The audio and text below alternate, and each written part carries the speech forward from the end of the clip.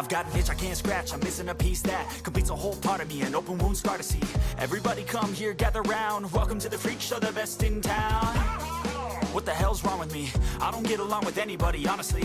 I've been living in my own head constantly, thoughts jumbled around, think I need a new lobotomy. Wait, all these thoughts are too negative. I don't wanna get lost in the sedative. Gotta show them what I got, I'm competitive. You know I'm about to go off, I won't let them win, I'll take a stab. I wanna chase a bag, I want a way I can change all the things I lack. I gotta face the facts, I got a taste in that. Got me obsessed with the rest, I got an itch to scratch. No way now, I'll give up everything. Daunting thought, if I could see my dreams, I'll make things right. 'Cause I'll do anything to make what I want a reality. Don't let go, don't let go. I'll make things right. 'Cause I'll do anything to make what I want a reality. I just wanna find a way out, sick of the venom in my brain. Running from the past, wanna escape my pain. I just wanna be a better person, I deserve this. I just wanna break these chains. Always asking for greatness, true to myself, I never fake it. Seen too many ones that I so they get famous. And when I say the truth, most really can't take it. In spite of everything I've been through, I'ma make it. Fake friends, but on my downfall is toxic. Day one, started the outlaws for profit. Now all I do is write verses, no talking. All I do is put the work in, no option. This was everything I ever wanted. Created a legacy off of me just being honest. And the fake ones hate, but it's all to no avail. They wanna see me lose, but you know I never fail.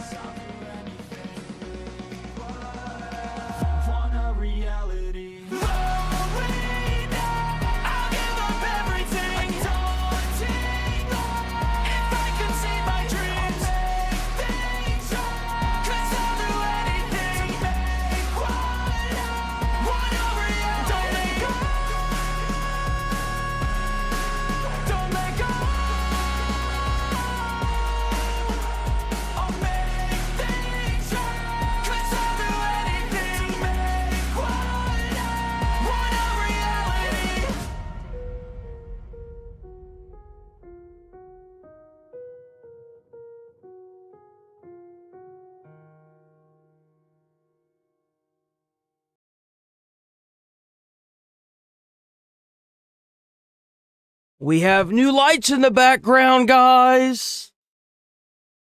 These came in from that throne that I was telling y'all about on Friday. W to anybody that crowdfunded that. We now have new LEDs in the backdrop. They change colors and do all kinds of fun shit.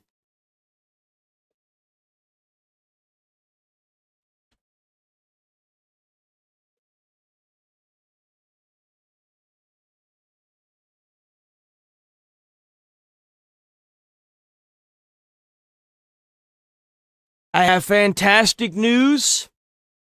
They found the pilot, and they have rescued the pilot. They found him, and they got him out of that shithole.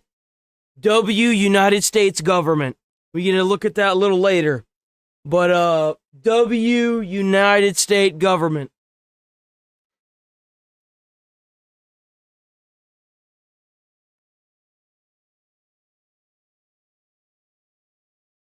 There's not really much game stuff. I kind of like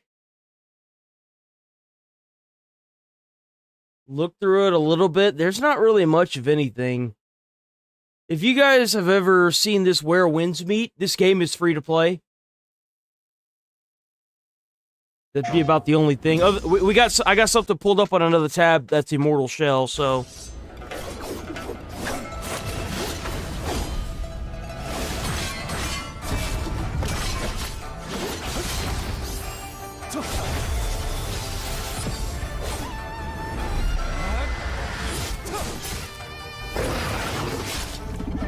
I have not played this game, but from what I've heard, it's really good for a free-to-play game. I think it has like one gacha mechanic, and it's not even like a gacha, it's like a $35,000 boat or something crazy. Actually, I think this does have gacha mechanics in it, but I don't think you need to touch it. It's mostly cosmetics. Now that I think about it.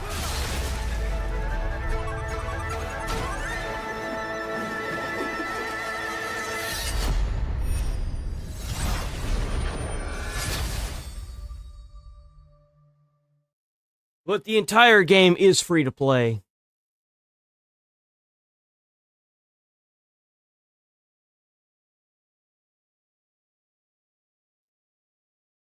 I don't know if we got any Division fans out there, but I think they're coming out with a DLC or a new game.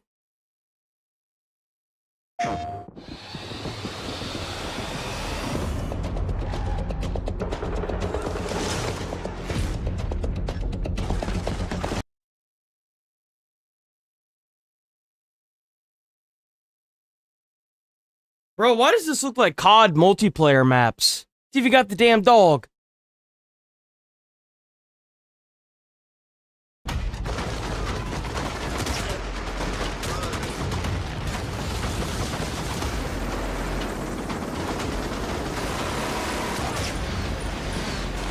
What the fuck? What is that?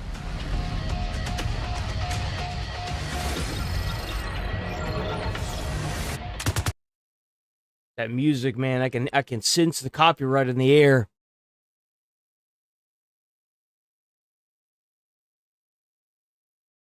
My copyright senses are tingling.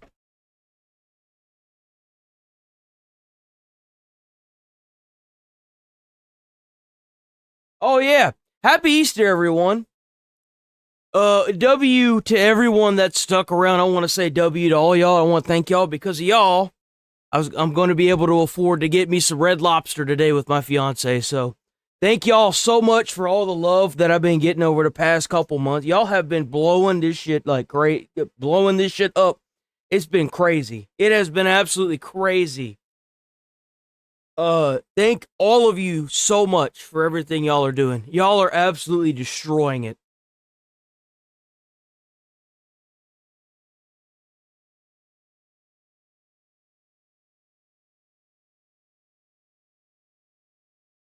we don't typically eat out or anything like that, but since it's Easter, we were like, you know what? Everything's been going great with the channel and everything like that, so why the hell not, right? Okay. We're done with this. This is pretty much all the game stuff, but I found that video of Mortal Shell that I was trying to find. This game looks pretty good. I'm not gonna lie.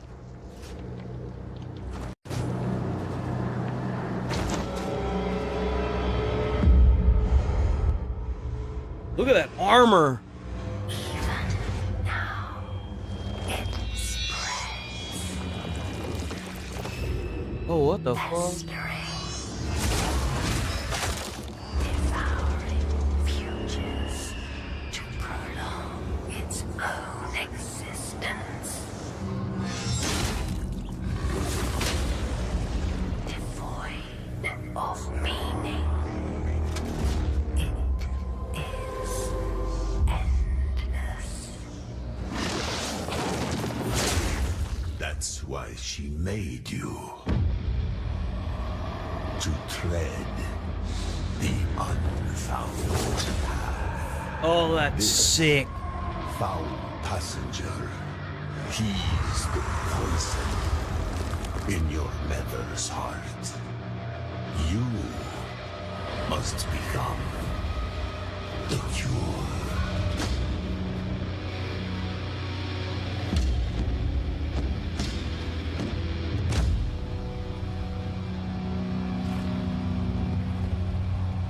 God, look at the graphics.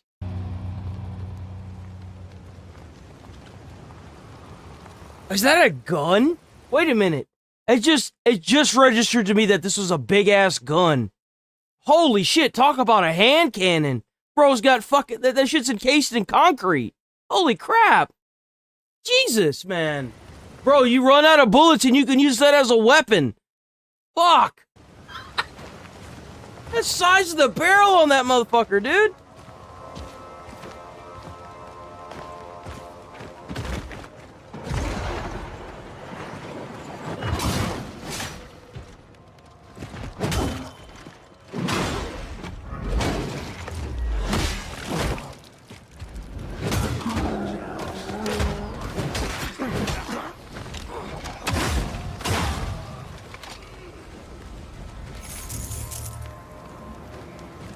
is that is that what the souls are called in this? Is gloom? You like crack that open and it's got, this is definitely gonna be a Souls-like. 100% this is gonna be a Souls-like. Serpent Stone. Oh. Oh, dude. That's like the best part about Souls-like games is the items in the inventory. They're kind of like magic cards a little bit. Like the artistic view on all the items looks, it's always so fun to see.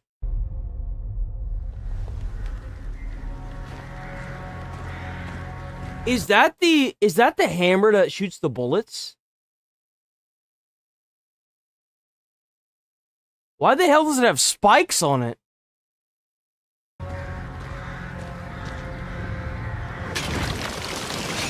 Oh.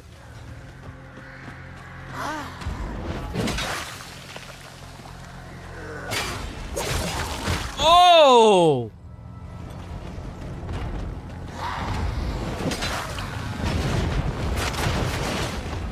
Oh, that enemy's gonna be annoying. Take my money. I want this game. Take my money. Take it. You can have it all. Take all my money. What?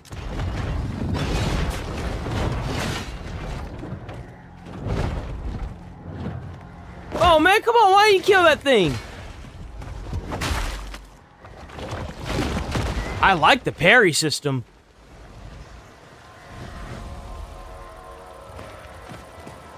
Who goes there? Oh, you look familiar. Can you aid me? I've been waylaid. Leave me. It's my companion, a feline. He's gone. Nothing. Will you look for him? It's an endless pursuit. What the hell is this thing? I don't think I can go back to rousing Oh. us.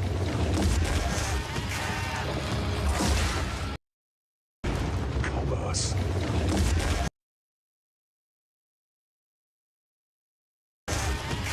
What the fuck? Is that lamb chop? It's got the eyebrows.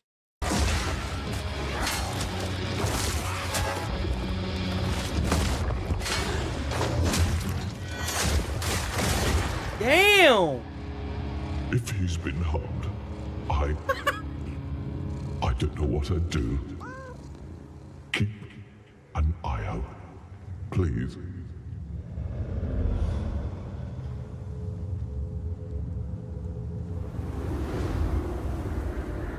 What's next? Yo! Look at that weapon! You know, This is, Mortal Shell 2. I'd find the eggs, the ova. Oh, I love the map. Oh my god, I love the look of the map, too. Oh, that looks sick. I love detail. Oh my god, I love this map. On my own. I'm not a big fan of the Fog of War, but I love the look of this map. But few remain, and even fewer are unguarded. It does look like Elden Ring, doesn't it? That's fucking cool. That's right, equal rights, boys. Boom!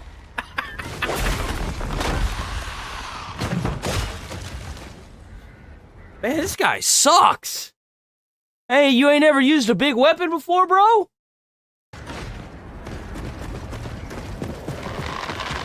Not even double. He's not even double-handing it. Why isn't he double-handing this?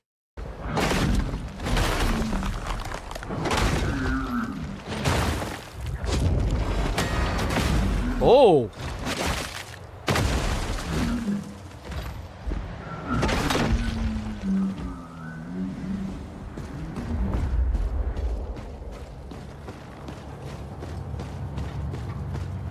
I would assume that these three things over here are like your Estus flask.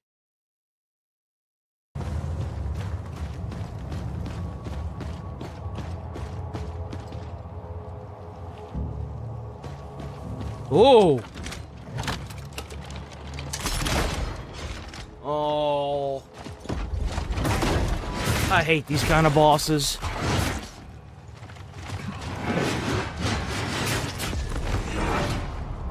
Whoa. Wait, what happened to his armor?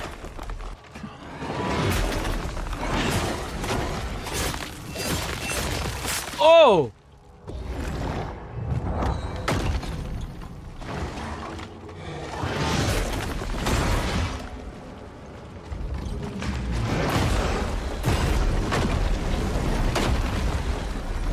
That's really cool. Oh, second phase. Oh no, that was it. Oh, so it's kind of got like a... Oh, what is that called? Lords of the Fallen. It's got like a Lords of the Fallen beacon system.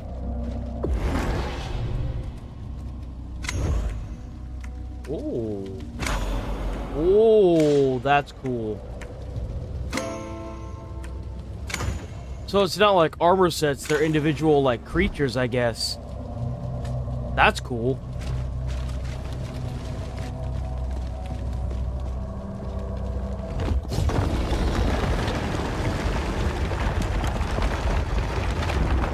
Emphasis on the mortal shell.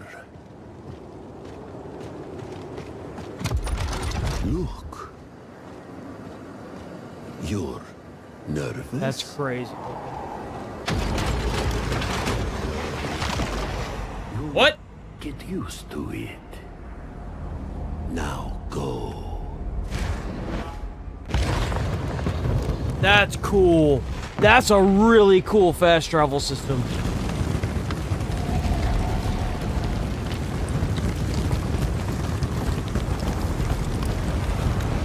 Oh, this game looks sick. What?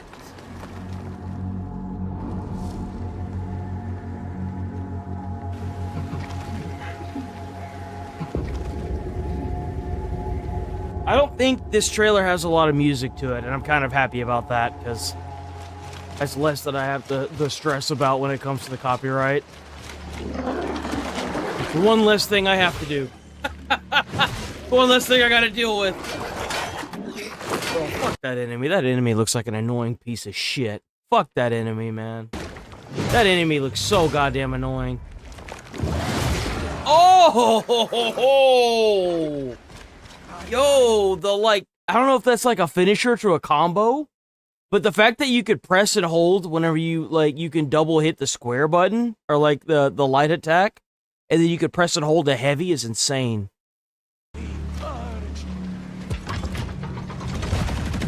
It's like a combo finisher or something. Yep, that's the character I'm gonna be playing as. What? You just have a minigun, huh? Just like that. Yo, I want to see that other creature try to dodge that.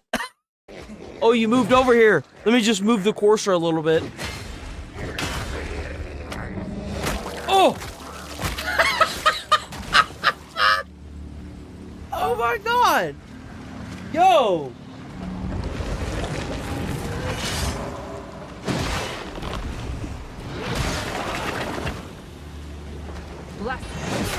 Oh! Oh! You gotta be careful with her.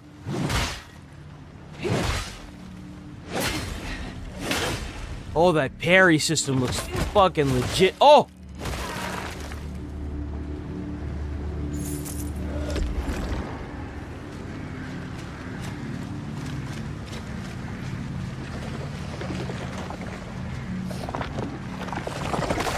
Look at all the unique enemies, too. This game has a shitload of unique enemies.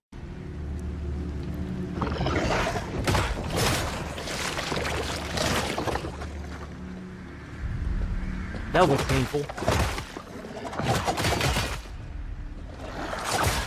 Damn.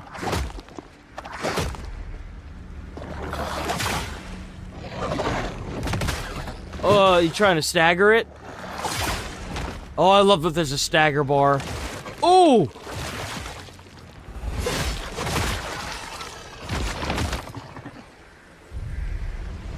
Damn!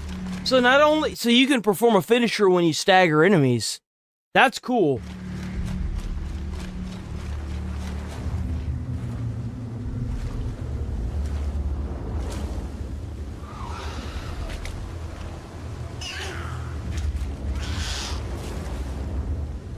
The hell is that thing?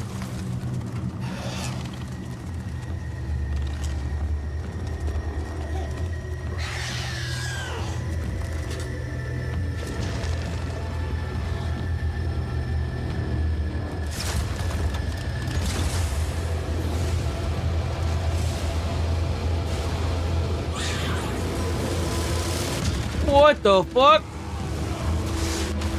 Bro, ain't no way you getting your ass whipped by some fatty in a fucking wheelchair, bro.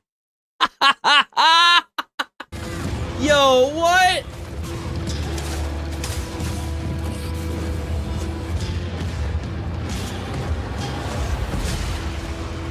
Bro.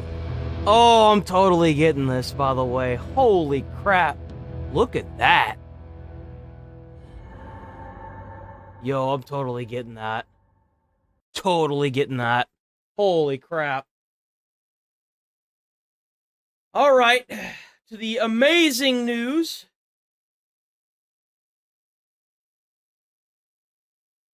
Where'd it go? Actually, you know what?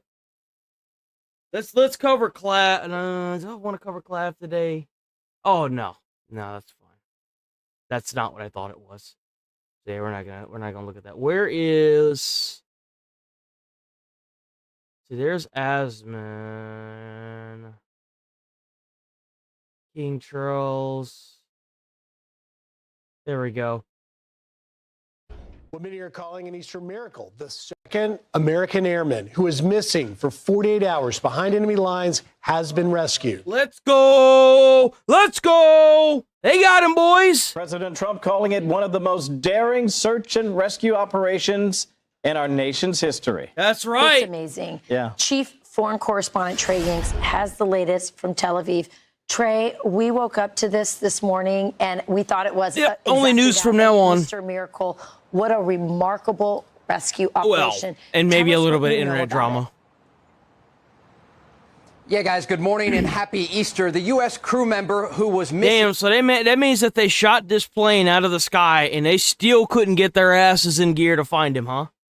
Man, oh man. In southwestern W Iran, United States. After his F-15 fighter jet was shot down, has been rescued. The successful extraction was announced by President Trump overnight on Truth Social. The president simply said, "We got him," before providing new details that dozens of U.S. military aircraft were used to retrieve him as U.S. leadership tracked his location. It was a daring operation that included hundreds of U.S. forces racing against the clock to rescue the crew member. Fox News has learned that after the fighter jet was shot down on Friday, the weapons systems officer hiked to an elevated mountain ridge where he hid and waited for retrieval. The pilot of the jet was rescued by U.S. Special Forces on Friday, but President Trump said they waited to confirm as to not jeopardize this second operation. The president added, quote, "This is the first time in military memory that two U.S. pilots have been rescued separately deep in enemy territory." The IDF said they avoided striking this area as American planes and helicopters flew at a low altitude, hoping to find any sign of the service member.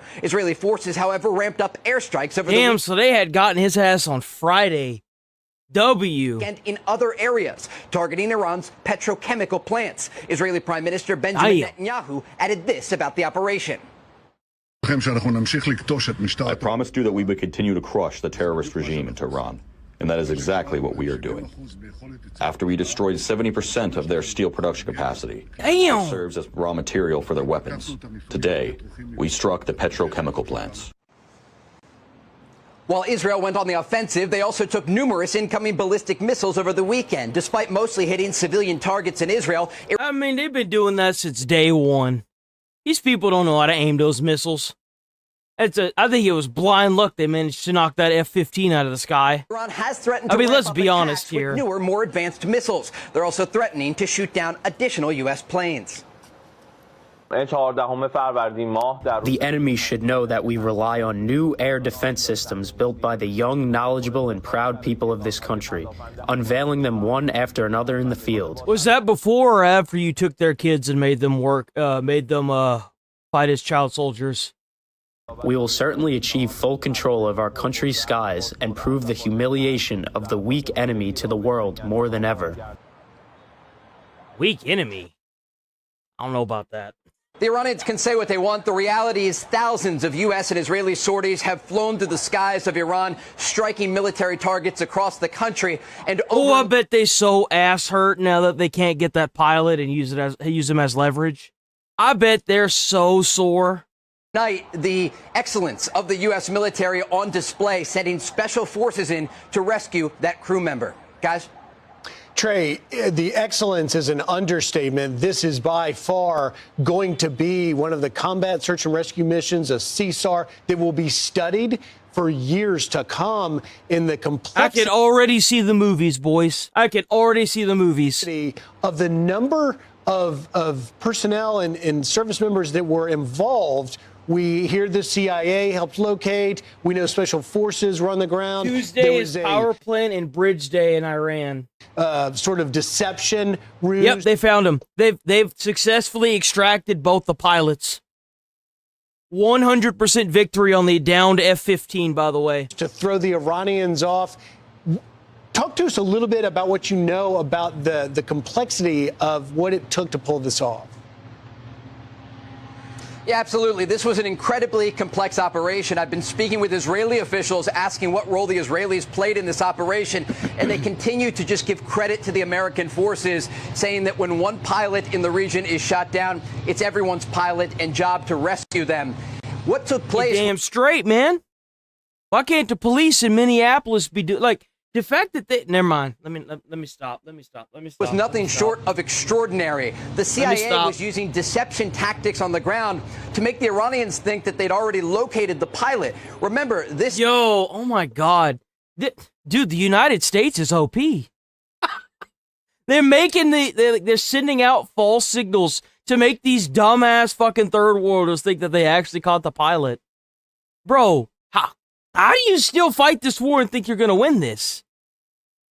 What the hell are y'all doing, man? Was inside of enemy territory for almost 48 hours, and the Iranians. That's almost as bad as showing up to Venezuela and just turning out the lights. Yo, the United States showed up and was like, "Yo, hit them lights for me." Not only actively looking for this crew member on the ground, but they were also offering a reward of thousands of dollars to any Iranian civilians who could capture him and then take him into IRGC hands. The United States knew this was taking place, and so as these Iranian forces approached this crew member where they were hiding along a mountain ridge, according to Fox's Jennifer Griffin, there were strikes that took place against the Iranians to not only ensure that these forces couldn't reach the crew member, but also ensure that on the ground they couldn't get forces close to this location. Remember when these pilots... No, Faith didn't. No. You know what built the pyramids? A bunch of slaves that were conquered. That's what built the pyramids. A lot of fucking slaves. Crew members are ejecting from a plane. They have the systems within them that allow intelligence to track. Someone in the comments said Egypt was built on faith, and I'm like, no, I'm fairly certain that a bunch of conquered clans is what built the pyramids. Their location. A lot of like knowledgeable architecture that we know about now. They often just have a sidearm with them, and they're not able to defend themselves solely on the ground. But what the president talked about last night in his post on Truth Social was that this crew member was never alone. The United States of America, including the president himself and top military leadership, each and every hour at the White House tracking the location of this crew member and then sending in hundreds of special forces, dozens of U.S. military planes to identify the exact location and ultimately rescue this U.S. From what I understand, Iran is going through and systematically dismantling the Starlink satellites now. So I'm sure soon they won't have any more internet again, unfortunately. Service member. You know, Trey, we were sitting on the couch yesterday when we heard the news that this second airman was missing after the other one was rescued. And it was palpable on the couch, the sense of fear for him, of, what this would do to the morale of our troops. I mean, it would have pissed a lot of people off if they had gotten their hands on that soldier. I'm gonna tell you that right now. If you think for a second that if that soldier had been paraded around like what happened at Black Hawk Down, the outcome would be any different, you're wrong. They would have rained hell down on that fucking city.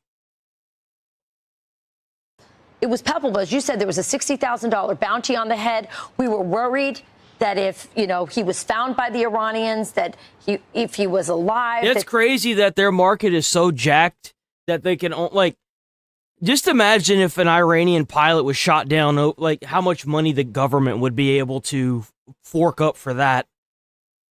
They can't even catch one goddamn pilot, which is a good thing. I'm not saying it's not a good thing. It just amazes me that somehow these people still seem to think that they're going to win this.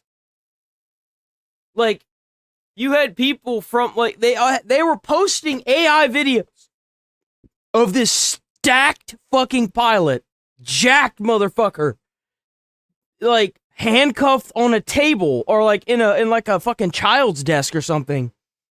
And you want to tell me I need to look at their propaganda? I don't want to look at their garbage.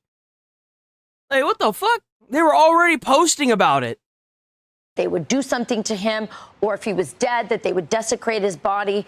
Now, this amazing rescue, really on the level, we thought we were impressed with the Maduro rescue. This is yet another rescue that has left the world in awe of our military and our special forces, and frankly, not just of our president, but of Pete Hegseth, our war secretary, who would have taken the blame had anything gone wrong here. And therefore, he also deserves the credit here.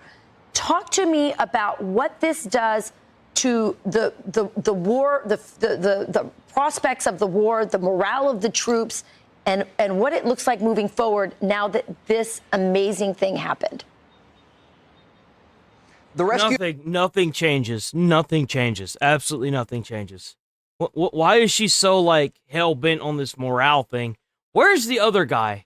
Of this crew member and the pilot on Friday will go down in military history books as a successful. I can already smell the movies cooking up, boys. Operation that displayed the power and intelligence of the U.S. military. When we think about what happened here, according to reports, U.S. Special Forces landed just south of the Iranian city of Isfahan, an area where there are many IRGC military structures guarding not only nuclear facilities, but also military sites. The fact that U.S. Special Forces were able to land in enemy territory with hundreds of operators on the ground and then go and retrieve their fellow U.S. service member is nothing. Craftsmen and laborers? Did slaves build the Egyptian pyramids?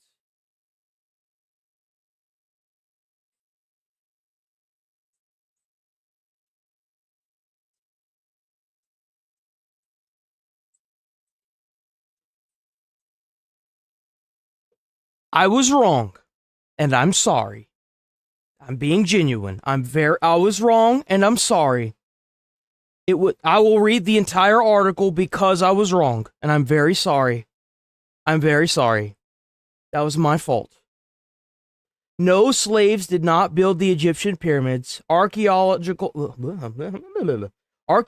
evidence, including the discovery of workers' villages and tombs near the Gaza pyramids, confirmed they were built by a labor force of a roughly 10,000 to 30,000 skilled, paid Egyptian citizens who were well-fed, housed, and respected for their service.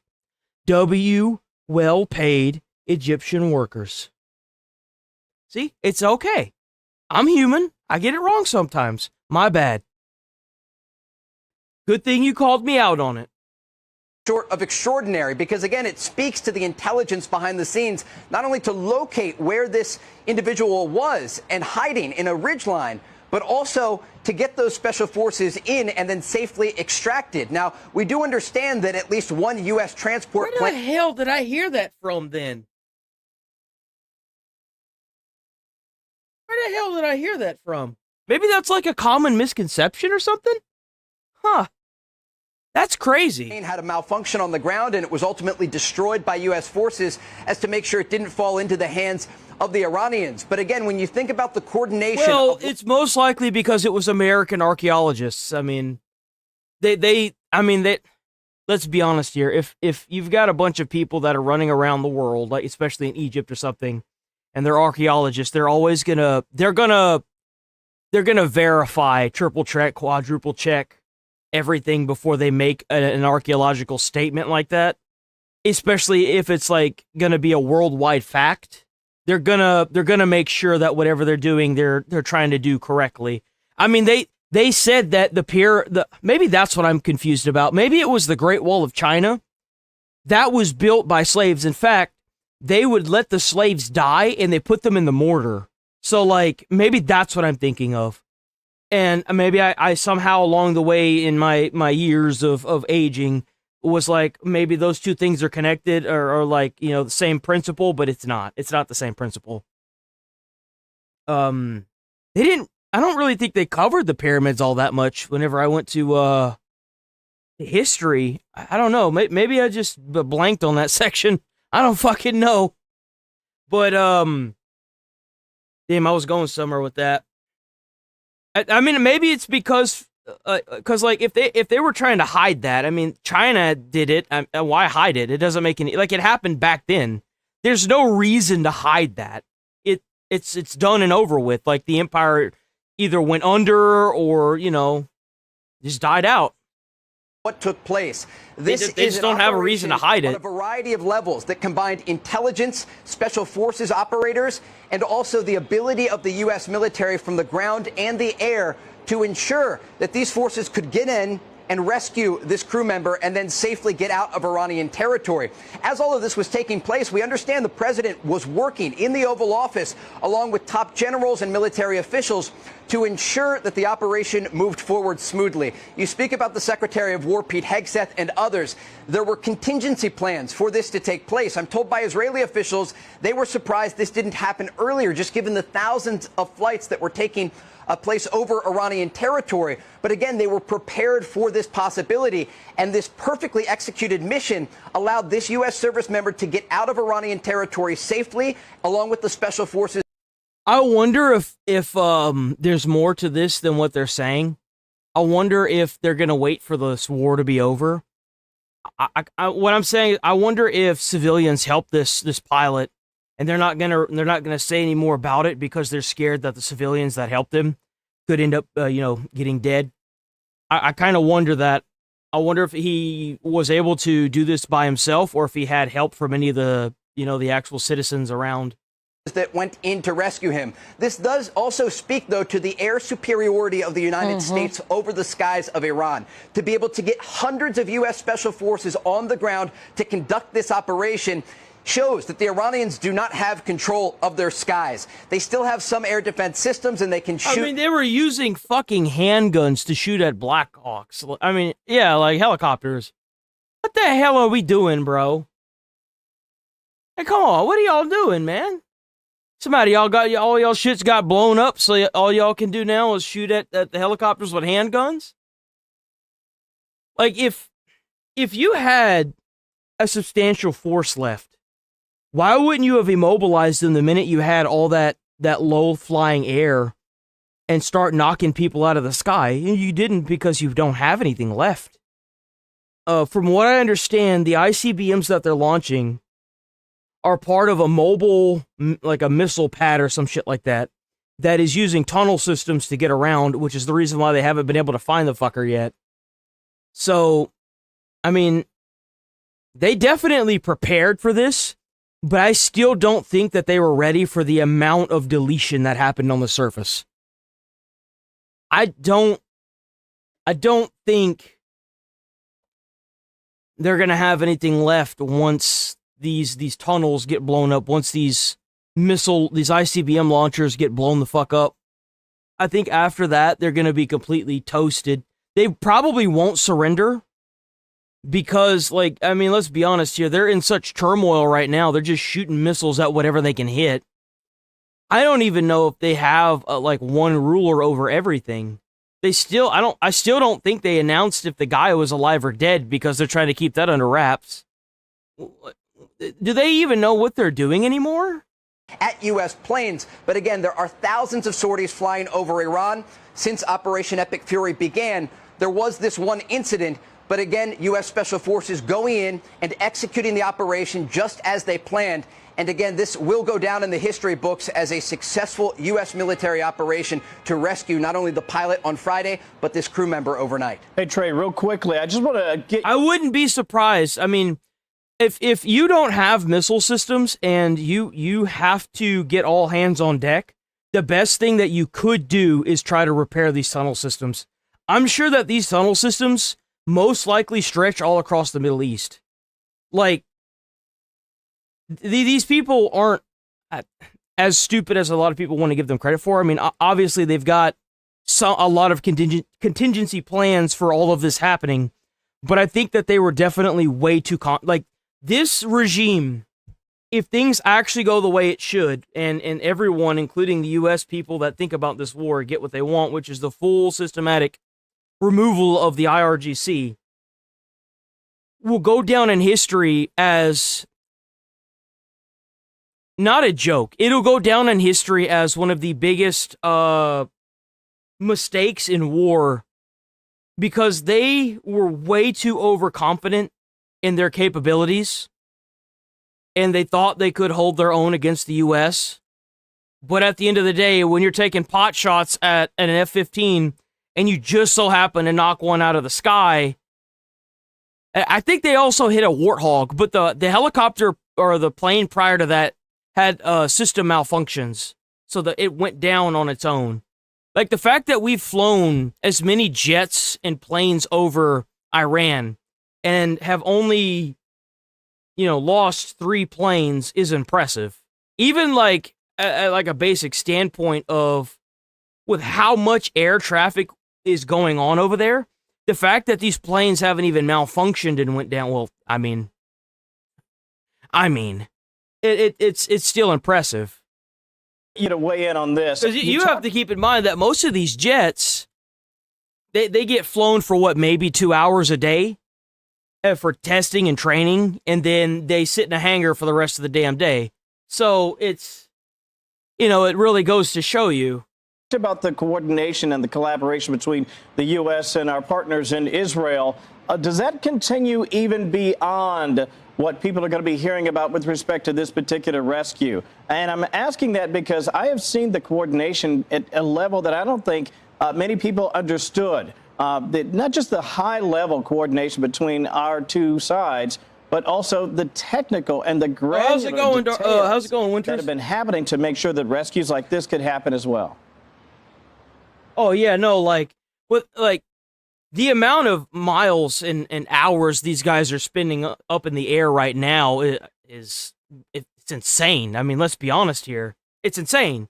The fact that more planes haven't gone down because of malfunctions, I mean, shit, goes to show that this isn't a Boeing plane. You know what I'm saying? Like, absolutely. I spoke with a senior Israeli official this morning. You got to worry about the doors flying off of that bitch. Who said, what we witnessed last night was courageous, bold leadership. The official went on to say the level of coordination between air assets, the precision in timing, and the discipline under pressure stood out immediately. I asked this official about the role. I was wondering what happened to you yesterday. I didn't see her. I was like, where's she at? I didn't see her. Where's she at? Of Israel. And they simply responded, when you watch an operation like that unfold in real time, the distinction between their pilot and our pilot becomes less relevant. Yo, we're about to save so much money not having to sit here and take these people's ability to make a nuke away and funding their terrorism by sending them over like planes filled with money to get our soldiers back. We about to save so much money. And then think of all that Earl we gonna be getting, boys. Think of all that Earl. Oh, the expectation is the same. You bring him home. We understand that this level of coordination will continue at an extremely high level. And Trump made new coral reefs for the ocean, fed the fishes, and to boot, we get to take out a terroristic regime, bro. Let's go. Understanding that U.S. and Israeli pilots are flying side by side over the skies of Iran, not only to take out the country's military leadership, but also the infrastructure that has allowed Iran to build a military base with drones and ballistic missiles and cruise missiles that are not only threatening U.S. forces, but over 120 coral reef. Dude, Trump. Man, he may have cut that electric thing with the electric cars, but man, I mean, think of all the new fish. Region. And so, again, the success of Operation Epic Fury. Gonna be shit growing down there we ain't never seen before. At a variety of levels, but when you zoom out to what happened overnight, this was a display of U.S. Special Forces and air excellence and their ability to control the skies of Iran, send in U.S. Special Forces, and to conduct a successful operation. Man, like when you got videos coming out of Iran of them shooting handguns at helicopters, man, that's rough. To rescue their colleague. And not even an AR.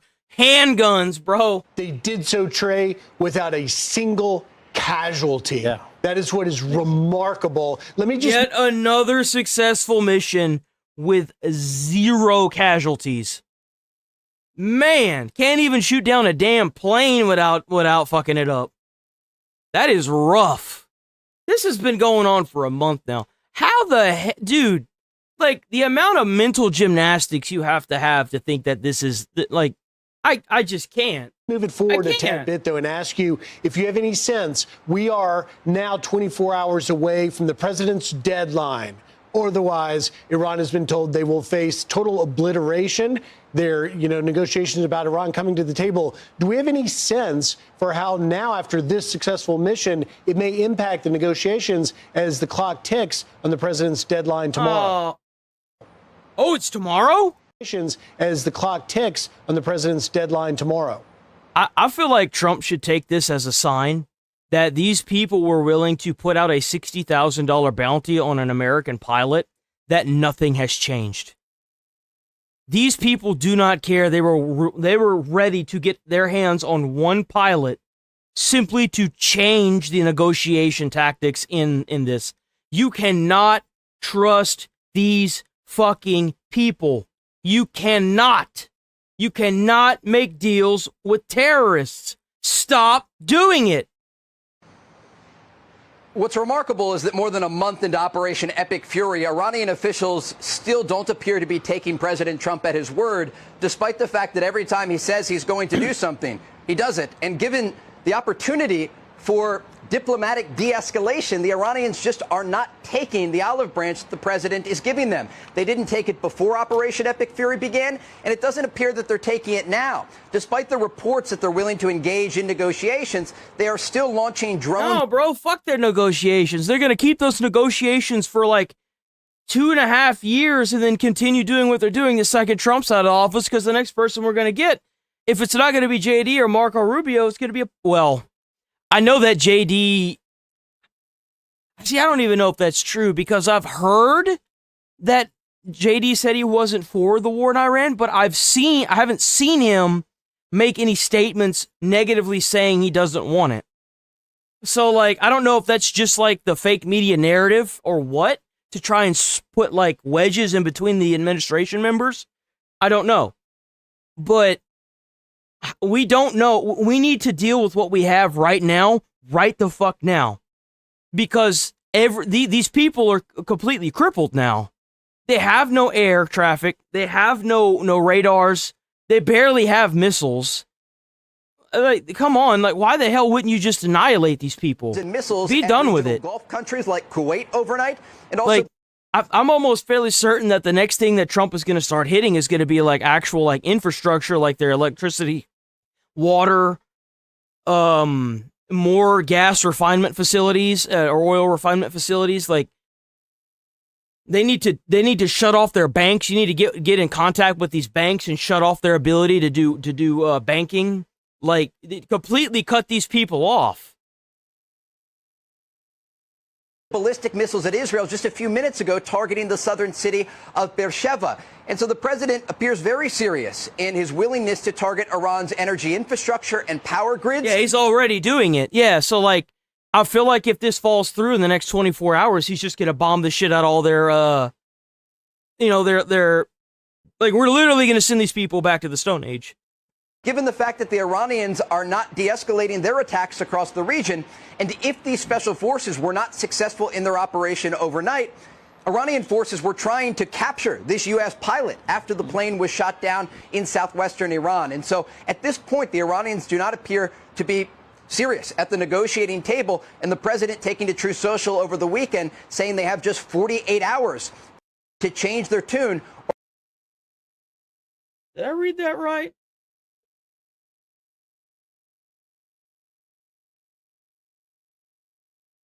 If you have no control over Hamas, you loser.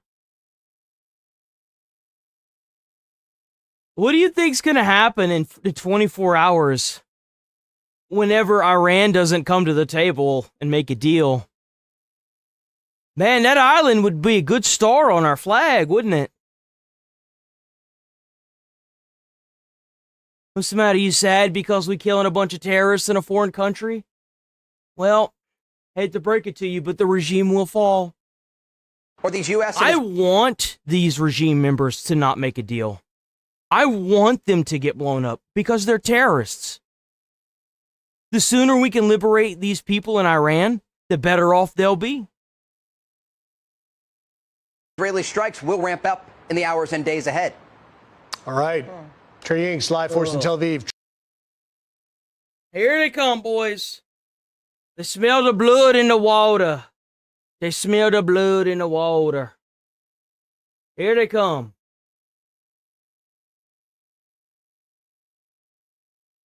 Trey, great insight. Thank you. We'll check back in with you. Good job, buddy. Yeah, I'll go enlist so that way it could become a pilot, get shot down out of the sky in your territory, and then get rescued not even 24 hours later, and let your government sit there with like a chicken with its head cut off, giving bounties and selling the fact that they.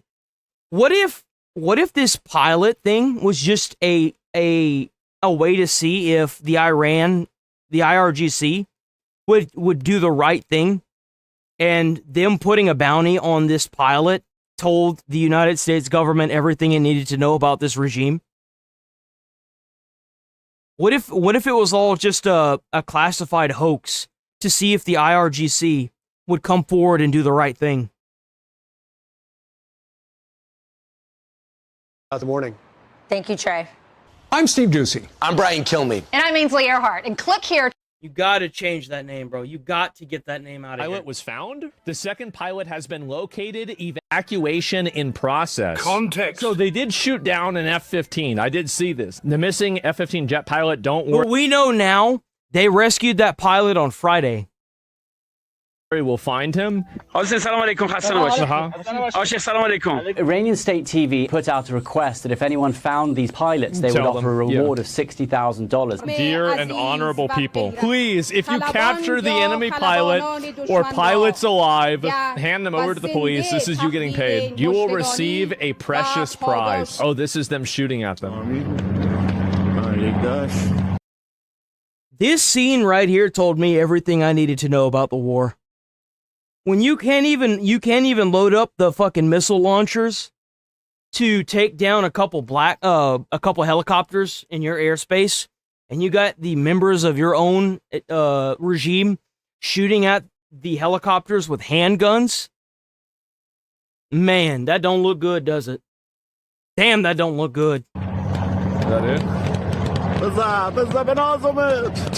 Bang, bang, bang. So the pilot's been located, announcing this after multiple reports of activities and clashes. You know what the best part about this is? My country doesn't have to AI generate videos in order to say that they're winning a war. We just do this thing called winning. That's what we do.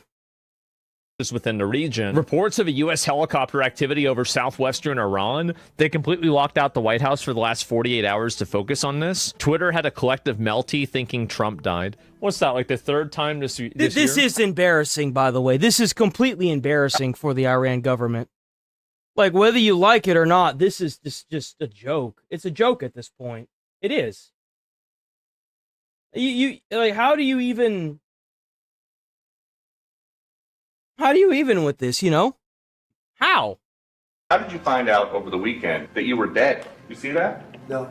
Did How'd you find out you're dead? Villagers and armed tribesmen reportedly converging on a house where the missing F-15E crew member has allegedly taken shelter. IRGC and convoys racing towards the downed pilot. I wonder what's actually going on here. It's hard to know what's really happening. The U.S. Air Force F-15 weapons system officer has been recovered and alive after ejecting over Iran yesterday, journalist Jack Murphy reports. The WSO was evading capture on the ground as Iranian forces searched the area with a, quote, massive firefight. Good news for once. Holy shit, man. Again, all of this is unconfirmed, but I sure hope it happens. As Asman went it's already been confirmed. Confirmation. Same source confirmed all friendlies are out and required an additional Delta element to secure the extraction. A US government official told Al Jazeera the second crew member from the downed F-15E has been recovered after a heavy firefight. Also Fox News with direct confirmation.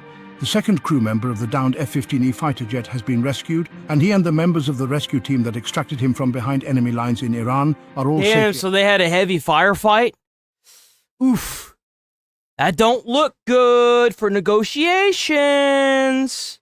Out of Iran. The weapons system officer used the SERE, Survival, Evasion, Resistance and Escape training to evade capture, hiding on an elevated ridge after hiking away from the wreckage and putting out an emergency well-trained American pilot. beacon. U.S. Special Operations Rescue Forces took part in the complex layered mission to both find the crew member and also keep the Iranian forces who were hunting the American I weapons. wonder how many of the IRGC were killed during the evacuation of this pilot, and we didn't lose a single fucking person. We didn't lose a single damn person. What a joke. Fox has learned there was fighting on the ground, but no Americans killed during the operation.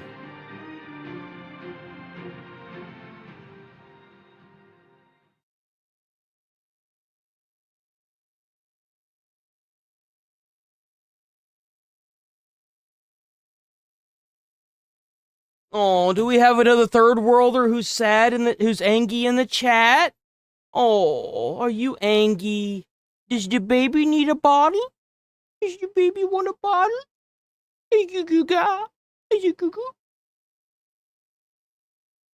I'm about to ruck. What the fuck does that even mean?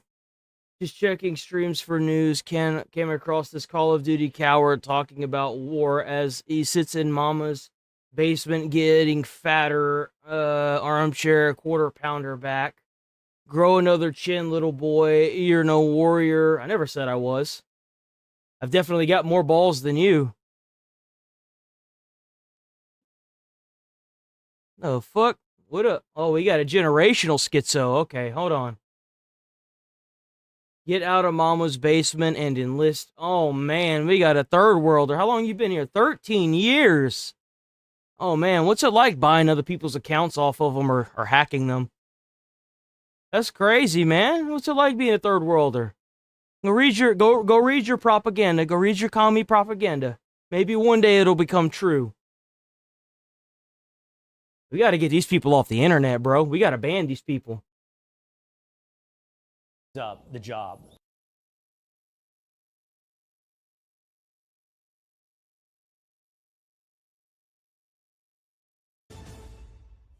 I also want to remind you guys that there are a lot of people in Dearborn who are sad today. So, like, I just don't want to comment on Khamenei at all. Like, I don't think it's worth even touching that. All right, so that comment was given after the Ayatollah was killed in Iran. Good. Rest in piss, you won't be missed. Get worked up. He was a terrorist piece of shit that will rot in hell for the rest of eternity. W United States government, W Donald Trump. That's Michigan's Democratic Senate. If it hurts you, then go back to your third world shithole. Get out of here. Abdul Al-Sayed. If that makes your little tears come out of your tear ducts, remember, you get no sympathy from me. Taking a lot of heat over that leaked audio. We had him on yesterday to explain it. Here's a bit about how that went back and forth. You know what Iran has done for almost 50 years. Why did the comment come off that way with your staff, sir? Look, I'll tell you this. You know why it came off that way? Because he said it that way. Stop trying to cover for these people. It's obvious why they're where they're at. That's what happens when you import a race of people and you use them as a voting base and you tell them that they're going to vote for specific things because you keep giving them money and a place to stay for free. These people would have ended up back in their own country if they had ran out of money. You think they would have stayed here if they were homeless? No. They would have went back. Why do you think they keep getting all this funding? Why do you think this guy's here? Come on. In the midst of a war, we don't think about it, guys. It's illegal. It's immoral. It's using our tax dollars to raise our gas prices from MAGA-backed. Bitch about it, cry about it, moan about it. The United States president is our commander-in-chief, and everybody wants this other than the people that are part of this regime. Get used to it. There's going to be a lot more of it if JD and Marco Rubio get in the next presidency. Get used to it. That told us that they would never get us into another foreign entanglement. And here we are. And I just want to remind you that. Man. Don't you just love it? Don't you just love whenever they can only stick to the one thing? They can only ever stick to the one thing, right? They don't ever want to talk about what he said. They only want to talk about half of what he said. It's called being dishonest. Being very, very dishonest. See, you can't say the full truth because it wouldn't fit your narrative. You can only say half the truth so that way you can call him a liar. And that, my friends, is just dishonesty. What's the message to Iran? Don't. As President Biden said, just don't. Exactly. One word. Pretty straightforward. I'm gonna bomb the shit out of them. It's true. I don't care. Hey. I don't care. They've got to be stopped. Hey, man, remember, a broken clock's right at least twice a day. I mean, shit.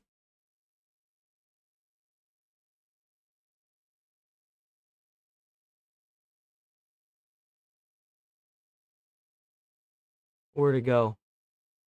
That most people in the city of Dearborn and Dearborn Heights are not Arab American. They are white.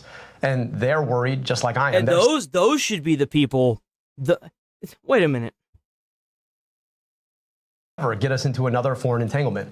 And here we are. And I just want to remind you that most people in the city of Dearborn and Dearborn Heights are not Arab American. They are white. And they're worried just like I am. They're And that's all the more reason to bomb the fuck out of them. You know why? Because if you allow these people to come to your country and you attack them and they start trying to bomb people in your own country, that tells me everything I need to know. We doing the right thing. What the hell do you mean? Oh, we can't fight this country because the people in America could get hurt from all the people that have migrated into their country. Well, that's all the more reason to fight them. What the fuck you mean? Well, we can't fight in a war because another country's got all their citizens here? That doesn't make any sense. By the fact that their tax prices go up and they are watching their gas prices go up with it, all to fight a war that we shouldn't really be a part of. Oh, I'm sure we shouldn't be a part of it. I think we should. I think we need to drop more bombs. Blow more shit up.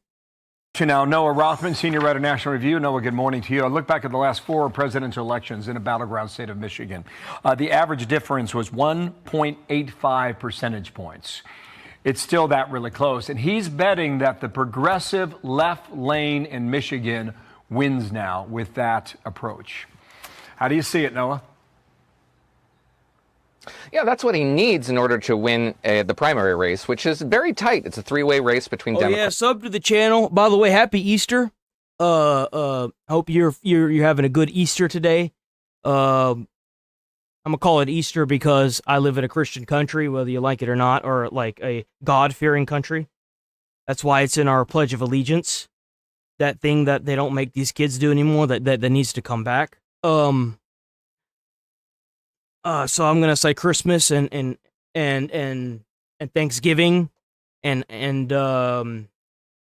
Easter. And if you don't like it, then you're in the wrong place. W to any other religion though, as long as you're not trying to shove it down my throat. I don't really care. But sub to the channel. We're here every day, 7 a.m. to 11:30, 8 a.m. to 11:30 a.m. Central Time. So sub to the channel. We're always here. Split just about down the thirds, and he needs to break out. And in order to break out, he needs to appeal to the progressive activist class. That's his contention. And he seems to think that doing so requires him to express, or at least share, what he believes to be sadness on the part of particularly the activists in Michigan's 12th district, Rashida Tlaib's district, which is where Dearborn, Michigan is. The spin that he gave you on your program yesterday is just positively laughable. What the Washington Free Beacon reported subsequent in those comments was that he was going to pivot to the Epstein files because, this is just subbing is for free. The channel membership, I'm actually not sure what I have it set at, to be quite frank. Of the Epstein files, right? Because all the progressives know that that's gracing the headlines. That's I don't right. know what Happy world Easter, everybody. where that is top of mind for Americans, much less progressive activist voters.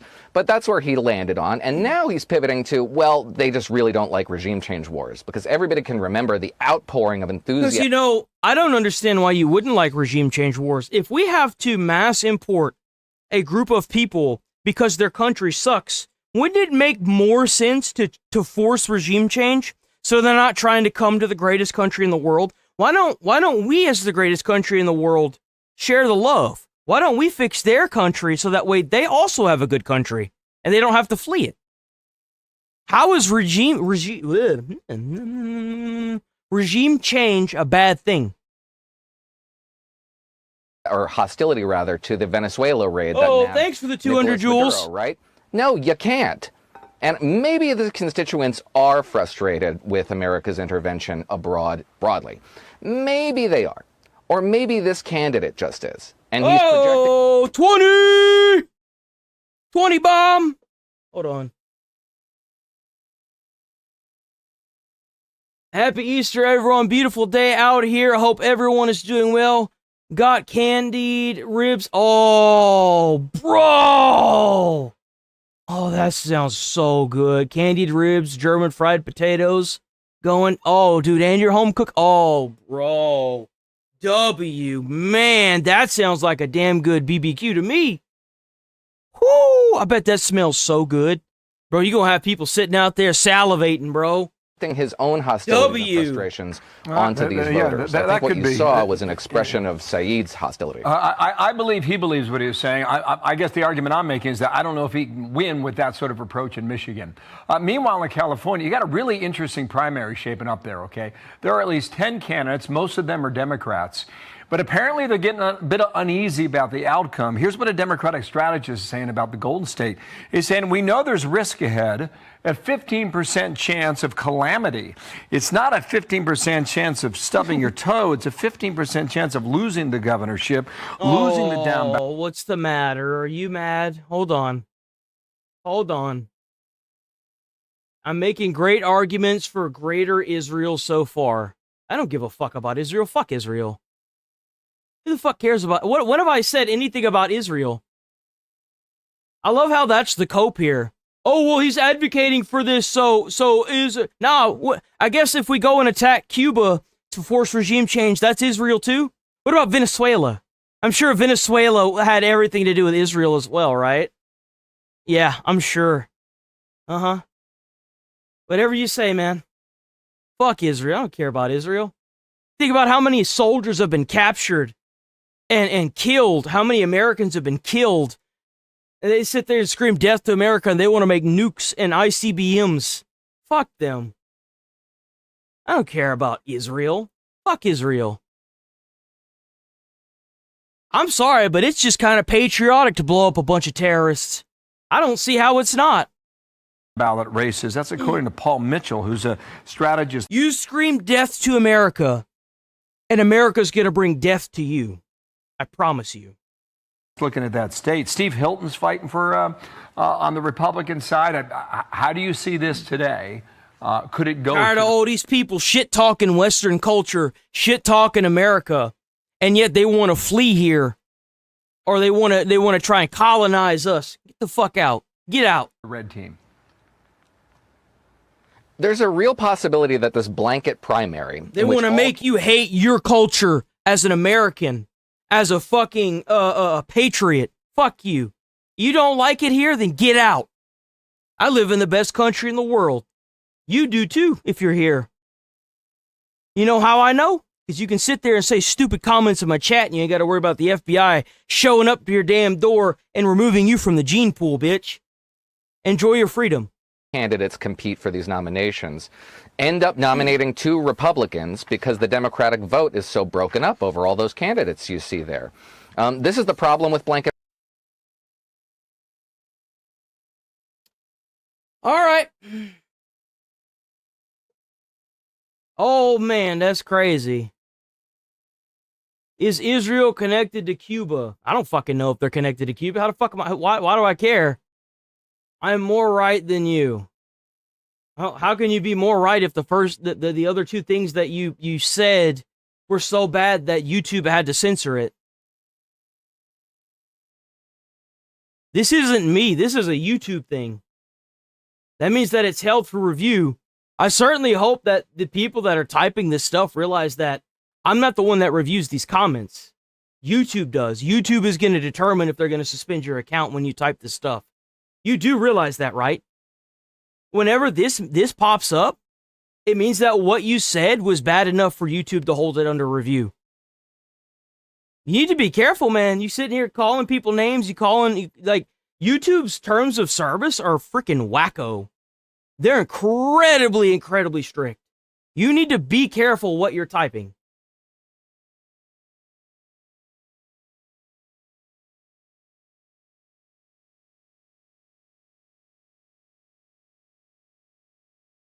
White nationalist? Who the fuck does that even... Nationalist? A bread tuber? Half his money will go to building greater Israel. I mean, I don't know about that. I've never Israel ain't gonna get my damn money. Taxes, maybe. That money's gonna be used to buy me a house one day, bruh. What you talking about? He's almost there, but he's dog brain dead. Brained. I love this guy. This guy's kind of funny. He's just so incoherent, he doesn't even know what the fuck he's saying. Are you Zionist? I'm not. As long as you're not trying to attack Americans and you're trying to just do your own thing, I don't give a fuck. Keep the kids out of it. Do your own fucking thing. I don't care. Stop trying to colonize different countries. It's annoying. Stay in your own country. Primaries, which were supposed to be an antidote to partisan primary politics. But if you have a sought-after race in a dark blue state, you can have eventualities in which unrepresentative candidates like 2 Republicans vying for the California governorship end up emerging at the top of the ticket. It would be very fun to watch from my perspective. But it would produce results that are unrepresentative of what California votes. Oh, you're missing one. You're missing one, and I know a lot of you ain't going to want to admit it, but I'm going to. I'm going to say it. A white nationalist, as I am, why I love my nation. I'm not. What the fuck does that even mean? I don't even know what that means. Maybe I should, let me goggle that. What is a white nationalist? Who advocates for the creation of white states of the prevention of white national majority, believing that a distant race deserving of superior. That's weird. I've dated black women before, dude. I don't see color. I'm sorry. I'm not racist. Whenever I talk to somebody, I don't ever judge them based on their skin color.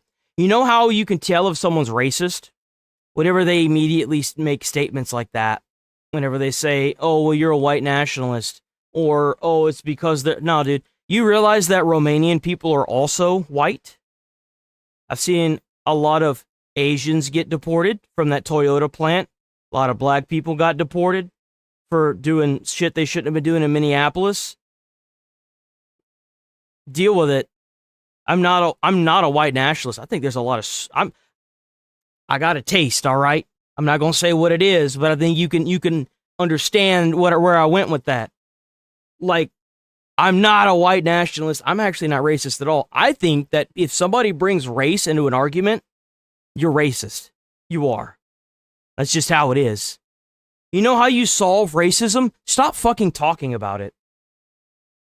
Get rid of this African American, Asian American language. It's bullshit. If you're in America and you're born in America, I hate to break it to you, you're not African American, you're not Asian American, you're a motherfucking American, dumbass. What, because you're not white, you're an African American? That's brain dead. That's brain dead. You're dumb. You're an American. Act like it. Act like a goddamn American. Jesus Christ. Voters typically want. And that's part of the problem with introducing ever more democracy into the primary process. The parties used to be controlling their own destinies. They used to be able to select candidates that were reflective of their ideological proclivities. I can understand if you immigrated here, but if you have a kid here, that kid is not African American or Romanian American or fucking Israel American. They're fucking American, dipshit. They're American. If they're born on this soil, they are American. Now, if you get rid of the anchor baby systems and they get sent back, then that's a little different. But at the end of the day, I mean, other countries have that problem as well, and they have fixes to it. Why can't we? No anchor babies. No. If you're visiting or you come across illegally and you have a child, well, I hate to break it to you, but it's not an American. But if you've got a family that's been here, that moved from Africa, that actually migrated here legally and did everything they're supposed to do legally, and they have a house here, they're doing their own thing, they got their job, they're paying in Social Security, and you have a child, well, your lineage just became American. In their policy positions, and they've handed ever more control to voters. And this is what you get. You get voters that may not necessarily reflect the desires of the parties. Democracy used to happen outside the parties, not inside them. Increasingly, we see these results as you introduce ever more majoritarianism into the process. Okay, we'll see where it goes. Top 2 advance. It would be interesting. And you're right. That's where I learned a lot of this. How many black people in social media have said, if you want racism to disappear, stop talking about it. Stop having Black History Month. Stop having Rainbow Month. Stop talking about it. It'll be more natural the more that you allow it to dissipate and assimilate. Like, when do we stop acting like a bunch of children and start acting like adults and start seeing the way it should be? Like, come on. Like, what are we doing, guys? The thing to watch, maybe. And that's where I learned it. I didn't learn it as a white person. I learned it from the black people that have become successful and want this. Stop talking about it. The minute you bring up race in an argument, I immediately think you're racist. I don't give a fuck what color you are. If I'm having an argument or disagreement with you, it's because it's genuine, and I'm not looking at your skin color. And that election. Thank you, Noah. Nice. I'm attacked. I don't have to attack your skin color. I'll just attack your argument. Our program. Thanks for coming on. I don't need to do Be sure that. To like and subscribe for all the Fox. Done by the former Attorney General Pam Bondi. It was productive. Hold on. Palace confirms King Charles will not issue an Easter message this year. That's crazy. Oh my fucking God. He swore an oath he's a traitor. Meanwhile, for Ramadan... Salamu alaikum. Ramadan Mubarak. As Muslims across the United Kingdom begin preparation to celebrate Eid after fasting for the holy month of Ramadan, just wanted to convey my heartfelt best wishes and to tell you just how much my wife and I are thinking of you at this special time of year. King Charles announces he won't do any... Dude, Michael Jackson is still a legend. Like, Michael Jordan, you've got Shaq. Dude, I love Shaq. Shaq is the beast, man. Shaq is goated. I love watching that man do stupid shit. That man is funny. Genuinely.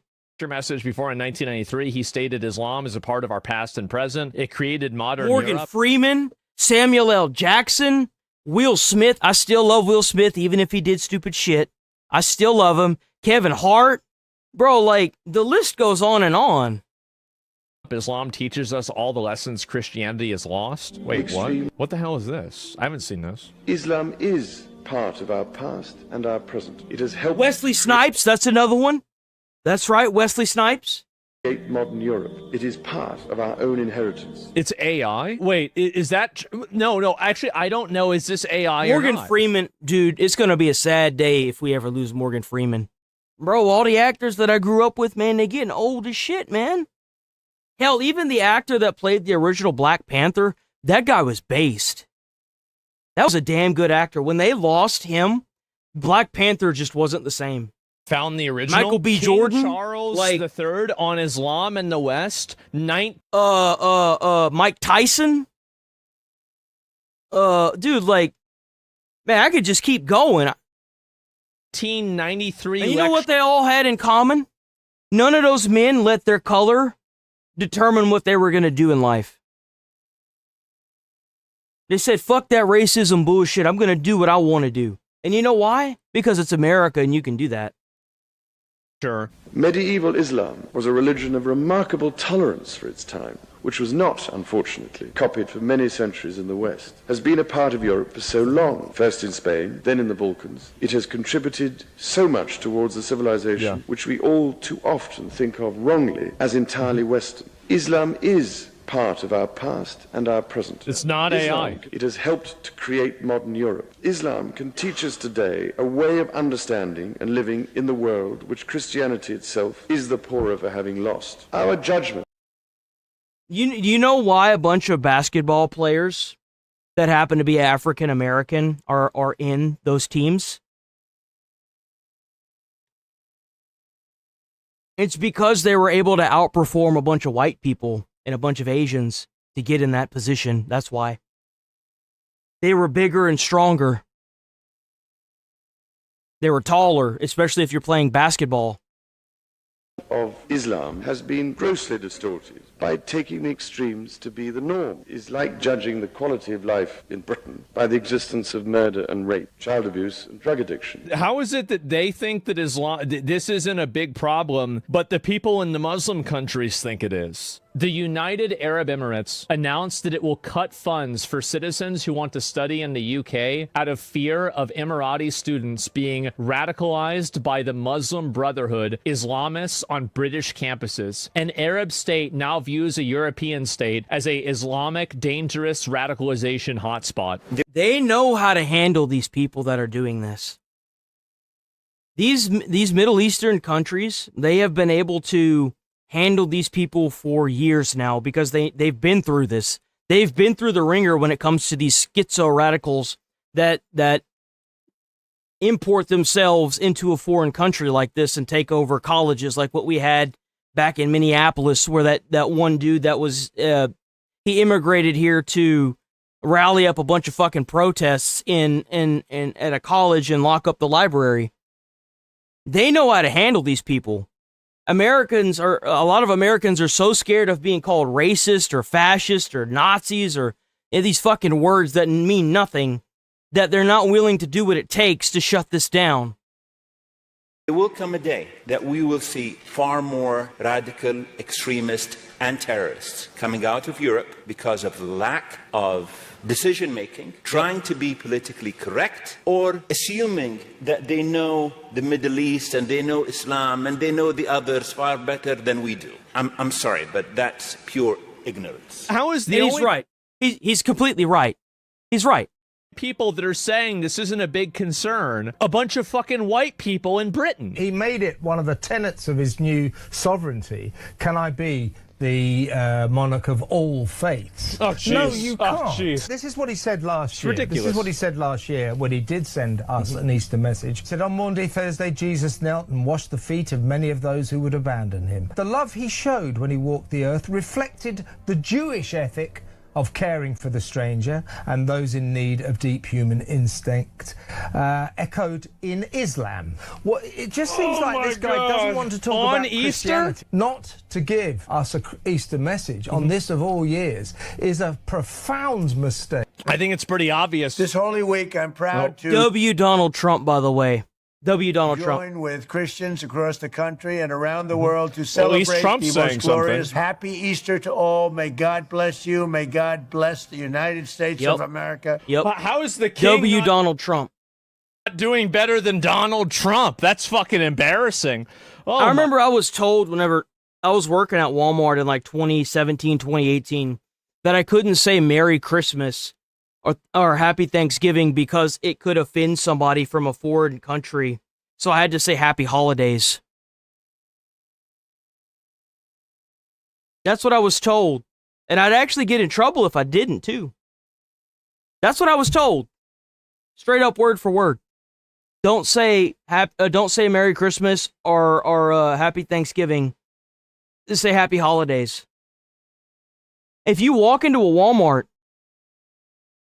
and you've got that door greeter, listen to what they say whenever it becomes the holiday time.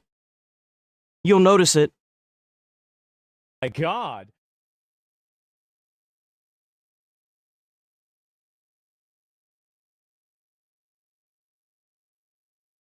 Historic lows for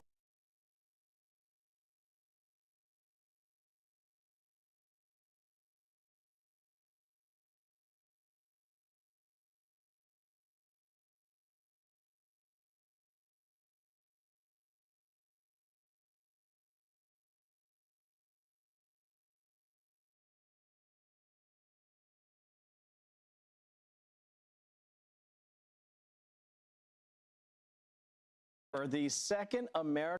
That's what I was talking about us being colonized, boys. He's being colonized, man. Airman who was they trying. 48 hours. He was missing for 48 hours, folks. Not just that, but he was missing for 48 hours behind enemy lines. That's right. But talk about an Easter miracle. He has been rescued. That's right. And President Trump, who, by the way, was up all night for 2 days, people thought something was wrong with him because he wasn't showing face, because he was absolutely just involved in this. Satan Day is that no kings? Every I mean, it might as well be with all those damn communist flags we saw in the level. He called this one of the most daring search and rescue operations in our nation's history. So let's go back to Trey Inks live with the latest from Tel Aviv. Trey, Oh, what's the matter? Are you mad? just a remarkable. Somebody's mad in chat. Did someone not take their pills this morning? I guarantee this dumbass can't define communism. You need to be more worried. You see, when you call me names, I'm just going to permaban you. You lose all credibility whenever you start with calling somebody a name. You're just going to get permabanned. Remarkable story of heroism, courage, and really tactical perfection. Yeah, guys, absolutely. Good morning. The U.S. crew member who was missing in southwestern Iran after his F-15 was shot down has been rescued. The successful extraction was announced by President Trump overnight on Truth Social, who simply said, "We got him," before providing new details that dozens of U.S. military aircraft were used to retrieve him as U.S. leadership tracked his location. It was a daring operation that included hundreds of U.S. forces racing against the clock to rescue the crew member. Fox News has learned that after the fighter jet was shot down on Friday, the weapons systems officer hiked to an elevated mountain. That's the thing. That you realize that these people, and you're right about that to an extent, if these people, like even with Palestine and the Israel thing, like Trump solved that and they're still to this day crying about it. It's like, what are y'all doing? It's like the minute you take the fuel away, they have nothing else to bitch about, so they find something else. Like, for example, Trump solved the Palestine and Israel thing, and literally within the next 2 months of that, Hassan Piker's entire chat was going ballistic because one of the viewers didn't have anything to bitch about, so she clipped a video of him shocking his dog, which is perfectly legal in the state that he's in, though I don't agree with it. I don't agree for the reason why. Having a dog sit in one spot for hours on end is fucking disgusting and wrong. And it's all allegation, by the way. He never came forward and admitted it. But the fact that they were so quick to find something else to bitch about says all you need to know. Where he hid and waited for retrieval. The pilot of the jet was rescued by U.S. Special Forces on Friday. No, they don't. A lot of these people were down in No King's protests waving communist hammer and sickle flags. I mean, saying that the way to get rid of capitalism is communism. I mean, come on. You think these fuckers they don't give a fuck about us. President Trump said they waited to confirm as to not jeopardize the second operation. The president added, quote, "This is the first time in military memory that 2 U.S. pilots have been rescued separately deep in enemy territory." The IDF said they avoided striking this area as American planes and helicopters flew at a low altitude, hoping to find any sign of the service member. Israeli forces, however, ramped up airstrikes over the weekend in other areas, targeting Iran's petrochemical plants. Israeli Prime Minister Benjamin Netanyahu added this about the operation. I promised you that we would continue to crush the terrorist regime in Tehran, and that is exactly what we are doing.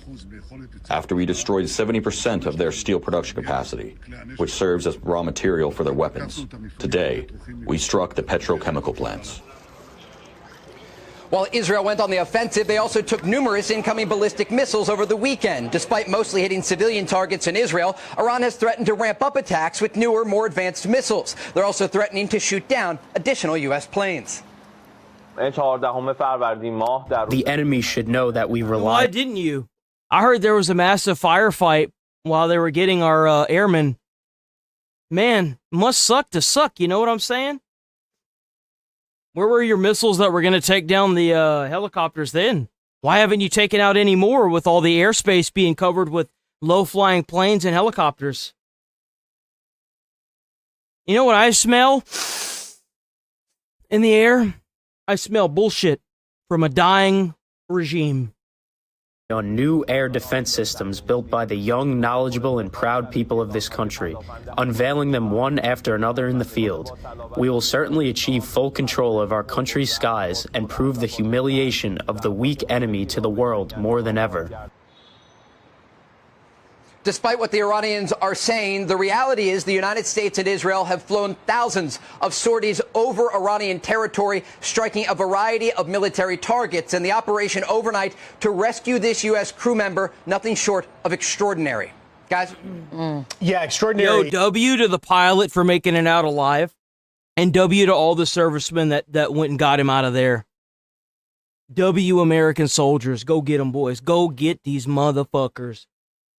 Go get them. Indeed. And, you know, you have the IRGC spokesman there, Trey, saying that they have new technology. And we have obviously, as we've been following this day after day, F-15E Strike Eagle goes down. We think, oh, goodness, do we not have the air superiority that we believe are being told by the Pentagon? But now, in the wake of this extraordinary rescue mission, flying in hundreds of special forces and aircraft to extract him. There's a lot of third worlders in the chat today, boys. Happy Easter. Oh, I love these people. Why don't you go get them, guy? Because by the time I enlist and actually get out of boot camp in 2 or 3 months, this war's going to be over because a bunch of Neanderthals have been bombed back to the Stone Age. Does that upset you? How did Trump betray Americans? How did that happen? Surely you have information on this, yes?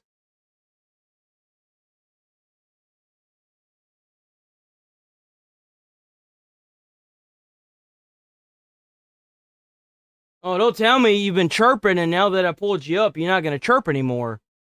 Oh, I certainly hope that's not what just happened.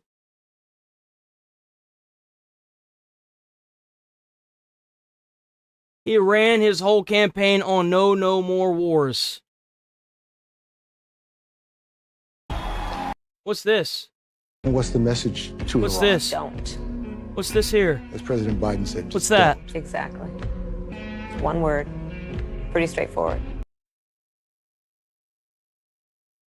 Kamala Harris on Iran, don't. Meanwhile, Donald Trump on Iran. I'm going to bomb the shit out of them. It's true. I don't care. I don't care. They've got to be stopped. Seems like he kept his word. 98% of Canadians. That's what it sounds like to me. That sure is what it looks like. Huh. That looks an awful look a lot like he kept his word for the Jews. Man, you just can't attack the argument, huh? You just got to call people names.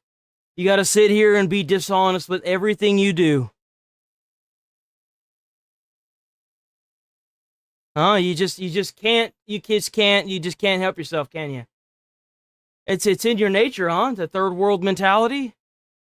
Getting your ass. Israel is your daddy. What the fuck? Go take your pills, man. Go take your pills. If you can afford them in your third world shithole, that is. Canadian gun owners told their government to go. Wrong thing. Whoops. For murder rates. And getting out without a single... By the way, if you're new here, sub to the channel. Hit like on the stream. Helps out with views. Please hit like on the stream. Check out the channel membership. We're here every day. 8 a.m. to 11:30 a.m. Central Time. Kicking ass and taking names. Taking those fat W's since Trump got into office. So please stick around. Every little bit helps. Every time you show up and you view the stream, every time you stick around and hit like on the stream, anytime you sub to the channel or check out the membership, every tiniest little bit helps, boys. U.S. casualty, it really may speak to we do have air superiority. And thank you to everyone that has been sticking around, showing up, doing the channel membership. W all viewers. To a tremendous degree. Yeah, this U.S. military rescue operation will go down.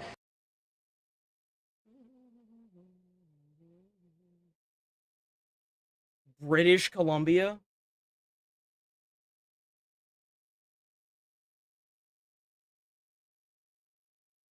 Here, let me help you with that.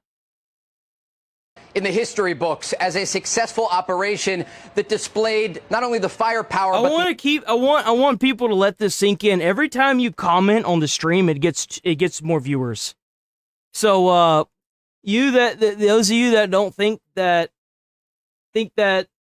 saying something dumb in my comments, just click off of the page and hit do not recommend. That's all you got to do. Every time you comment, it helps me get more views. Intelligence of the U.S. military. Remember, hundreds of U.S. forces landed south of the Iranian city of Isfahan undetected, and they were able to make their way to this U.S. crew member who was missing for nearly 48 hours, hiding in a mountain range, and ultimately rescue their colleague and get him out of enemy territory. The Iranians can say that they have air superiority. The reality is pro-American trash. Bro, you in the wrong place. Hold on. Let the drunk pro-American trash. Oh, pro-American trash. Okay, yeah, no, W chatter. Oh, yeah. Is quite different. U.S. forces not only were able to send in those special operators on the ground, but they were also watching from above. This was being monitored by... Well, what I say isn't even trash. It's straight up shit talking. It is straight up shit talking. President Trump and top U.S. generals straight up shit talking. And whenever Iranians approached this area where the crew member was hiding, they were struck. And this again speaks to the intelligence and how the United States was watching. The president made clear on True Social last night this U.S. crew member was never alone because the United States had this advanced technology, the beaker inside the suit of this individual, so that they could transmit their location to U.S. forces. The CIA was involved, these ground forces and special operators, along with dozens of U.S. military aircraft. Yo, W United States military, W Donald Trump for getting this man home. Or a woman. I don't know if it's a man or a woman. It can't be a trans person because trans is no longer allowed in the United States military. W. In Iran. Sorry, but if you don't know what fucking gender you are and it changes every other day, then you probably should be just in a mental institution. Now, if you want to transition and fully transition, that's a different story, but some people are just mentally ill. I mean, let's be honest. Deep inside enemy territory, and were able to take the fight to the Iranians and ensure that the suppression fire was accurate, so these Iranians were not able to approach. Remember, the Iranians had put out a request for civilians in Iran and a reward of thousands of dollars if they could capture this U.S. crew member. And they were unable to do so because of the deception campaign that was waged by the CIA to make the Iranians think. Man, look at these people, man. They don't even have IRGC soldiers. Just have random people trying to find this. That if y'all are wondering, because we've seen this quite a bit over the past 2 days. This is a video of them looking for the American soldier. Think that this individual was already in U.S. hands. You know what's funny? If you could tell the difference in American and Iran civilians, in Iran, and a reward of based on the guns they have, if they could capture I guarantee you. Oh, they have an AK. Okay, they have an AK. I was gonna say, like, if that was an American, like, you know, search squad trying to find an Iranian pilot in America, they would all have ARs or, like, etched firearms, like handguns that have, like, engraving on it or some shit. Like, they'd have shotguns, they'd have all kinds of crazy stuff. U.S. crew member, and they were unable to. They'd probably be, like, fully suited and booted, too. They'd probably have SWAT gear on. So, like bulletproof of the deception campaign that was waged by the CIA to make the Iranians. You know, those might actually be IRGC members, because I don't think that Iran is allowed. I don't think the civilians are allowed to have firearms. I don't think they are. This individual was already in U.S. hands.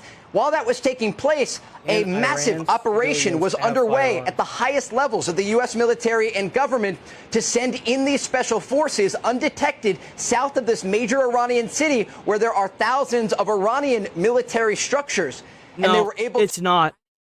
Civilian firearm ownership in Iran is generally prohibited, making it one of the strictest, most restricted systems in the world. Holy shit. While rare, licenses exist for hunting or sports, private possession of handguns is highly restricted, and unauthorized ownership is punished with harsh prison sentences. So, yeah. To ultimately rescue this U.S. crew member. So that means that those guys are probably part of the IRGC. Safely get not only the crew member, but all of these special operators out of Iranian territory. So he was hiding somewhere in these mountains, which obviously he needed to do in order to not be captured by the people on the ground who were being told by the government, go get him, capture him. First they said kill him, then they said don't kill him, capture him, we want him alive. And they were offering $60,000 in bounty. But him hiding in these crevices in the mountains, one, had to have made it more difficult for the Americans to rescue him. And I want you to speak to that, Trey, but also let the video play without interruption. No, I'm not going to copy and paste their content. What do you mean? It's a reaction channel, man. I'm going to pause it as much as I want. If you don't like it, then find another channel. I want to do what I want. And what I want to do is pause it and shit talk someone like you. Deal with it. Cry about it. It ain't going to change. So does this operation, I mean, Griff said, you know, this operation confirmed that we did have air superiority, but does it also it's obvious we have air superiority. Just somebody with a missile launcher or some kind of pad got a lucky shot off.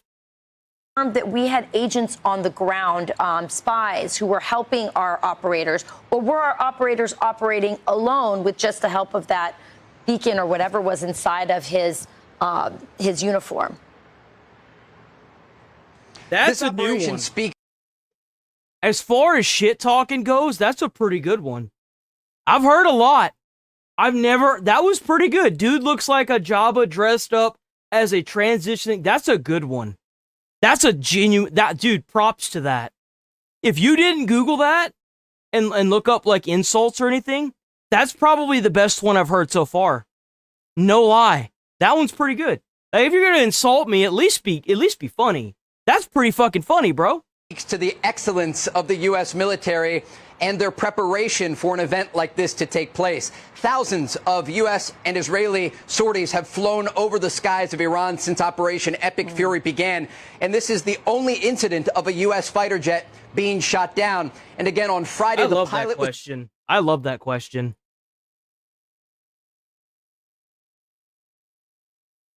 What's your highest level of education? Do you have any real world experience? Do I have any real world experience? Well, now you're going to get the laundry list from the start. So I told my dad when I was 6 to fuck off. My mom beat the fuck out of me until I moved out of the house at 16. I got my own apartment by 19 or 18, couch hopping through high school. From there, I moved in with somebody else at the age of like 20 or 21 and got a motorcycle license. From there, I got into Walmart. Then from there, I went into the United States. Actually, whenever I was owning my apartment, I worked at Sonic. Got into Texas. Got into the moved to a new town. Got hired at Walmart. Stayed there for about a couple years, or maybe like a year and a half or so. Got into the United States Postal Service. Then from that job, I went in to be a school bus driver. Then from that job, I left that job to go to college and become a firefighter, EMT firefighter certified. And now I am here at the age of 31 as a full-fledged YouTuber. So, yeah, I'd say I have quite a bit of life experience. What's the matter? Are you mad because you can't judge someone based on how they look? I'm sorry. Maybe you should try attacking the argument. It might work better for you. Was rescued by U.S. Special Forces, and overnight this U.S. crew member was rescued. It speaks to the ability of the... What have you done with your life? What have you done with your life other than advocate for terrorism? Because I've put out fires and saved people's lives. What have you done? And I did that for a community of people that wasn't even my own community. I had to drive 45 minutes to get there. 45 minutes I had to drive at like 5 in the morning. I used to have to get up at 2 in the morning. So that way I was ready to get out the door by 3 or 4, 3:34 because of the congested roadways that I had to deal with. What have you done? What have you done for your community or your country? I certainly hope that advocating for terrorism is a side job and not your main job.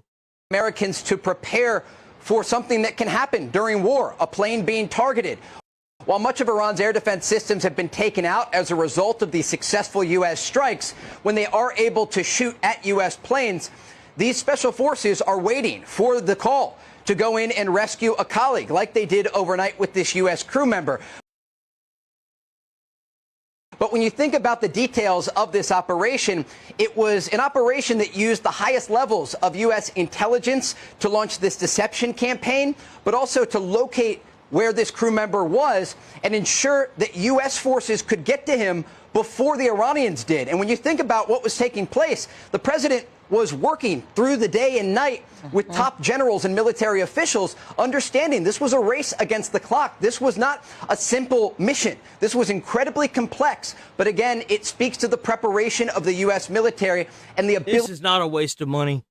This is not. This is an amazing thing that we're doing to the Iranian regime. I wish we'd do more of it. I wish these boys would drop bigger bombs on these IRGC members. That's what needs to happen. When you try to oppress a group of people by systematically genociding 45,000 of them, peaceful protesters that can't even get a firearm in their own country, and you rip their kids away because you made the average age to voluntarily enlist 12 years old. I'm sorry, but any country that thinks that a child at the age of 12 years old can make consenting decisions for the rest of their life, that country should probably just be on fire. Not necessarily most of the people, but the regime that has occupied that country, because that's what's happened. That regime needs to go. You've had your chance to make a paradise and you didn't. It's time for you to go bye-bye. Of U.S. Special Forces to get in, to operate, and to get out. And that's exactly what we saw overnight. Trey, we've all had a chance to cover different conflicts. This is a You know what's really American first? Killing a bunch of terrorists that have screamed death to America for 47 years and captured soldiers and POWs for 47 years and screamed death to America. If these people would have gotten their hands on the ability to encase that enriched 90% uranium that they had, I could almost promise you they would have used it on America. One, to say the least. Just give us a sense from your... They bombed their own allies the second we hit them. They immediately activated terrorist cells in this country. Perspective, having covered so many interesting stories over the years, where does this one rank up there for you? I think this sends... Venezuela's not bordered with Israel. We went and got Maduro and changed their country. And you know who's next? Cuba. Cuba's not bordered with Israel. Fuck Israel. You want to preach death to American and Western culture and you catch a fucking missile up your ass? Well, I guess you had it coming, dickhead. Guess you had it coming. To U.S. adversaries around the world, again, about the ability of the United States. Right now, there's a conflict that's been developing for more than a month. Not to mention, look at all the economic good that Trump's done. Look, I mean, not economic, but,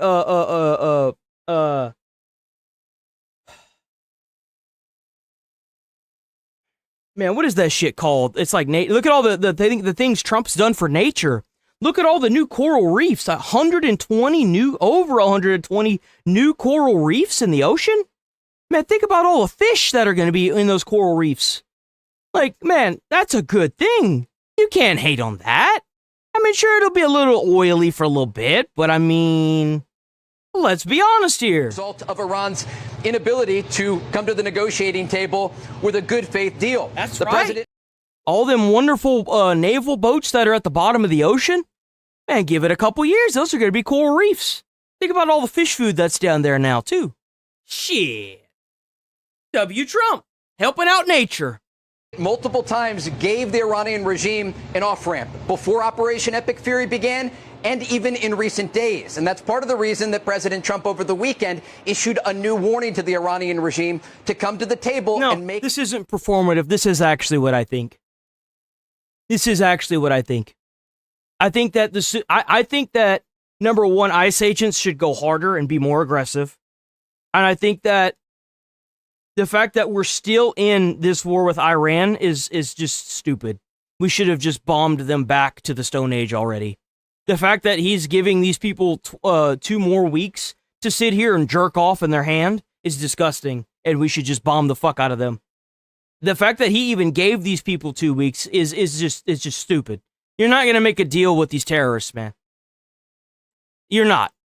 Now, the Iranian people, I do feel real bad about a lot of them because they want this regime gone, but at the same time, they got to work with us, man. If they're not going to, and I get not taking up arms because you already had 45,000 people get genocide. I get that, but at the same time, if you don't step up, there's a good chance that a lot more are going to die.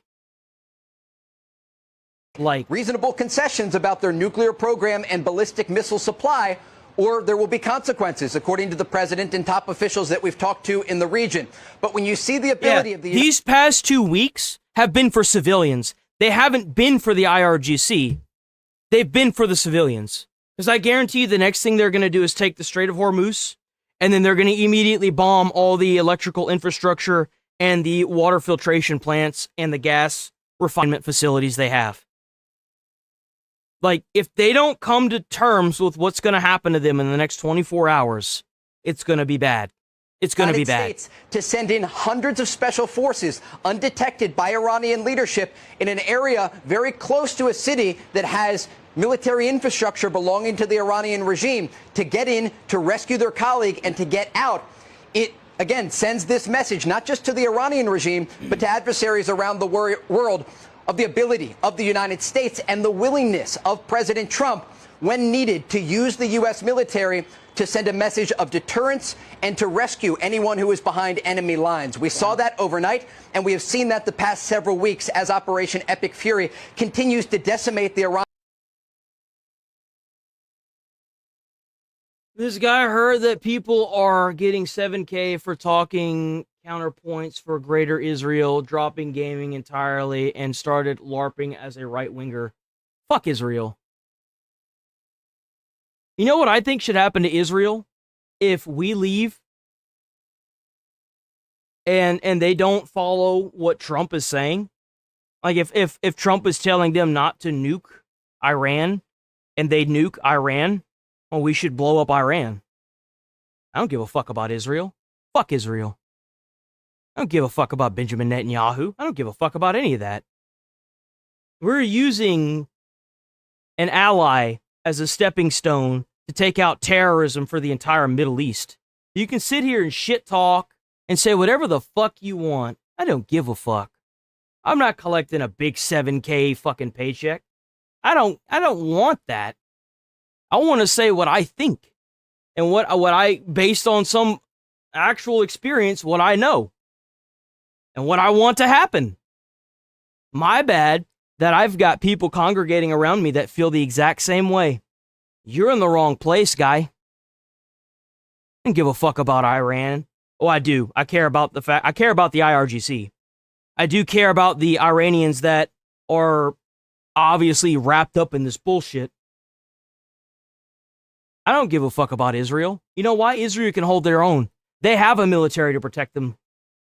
These people that are in these shit huts because their country keeps them poor, and then they use that money to make bombs to blow up Americans. Yeah, I got a problem with that. I don't know if it's because you're just too smooth-brained to understand that, but I got a fucking problem with that, guy. I do. I don't give a fuck about Israel. Israel's a means to an end. Iranian regime and the military infrastructure that this regime spent decades building. Thank you, Trey. Great report. Great report. Before we move to our next guest, I just want to say this. You know, not enough credit has been given. I think we can't give enough credit to the President of the United States. Yesterday, when we saw.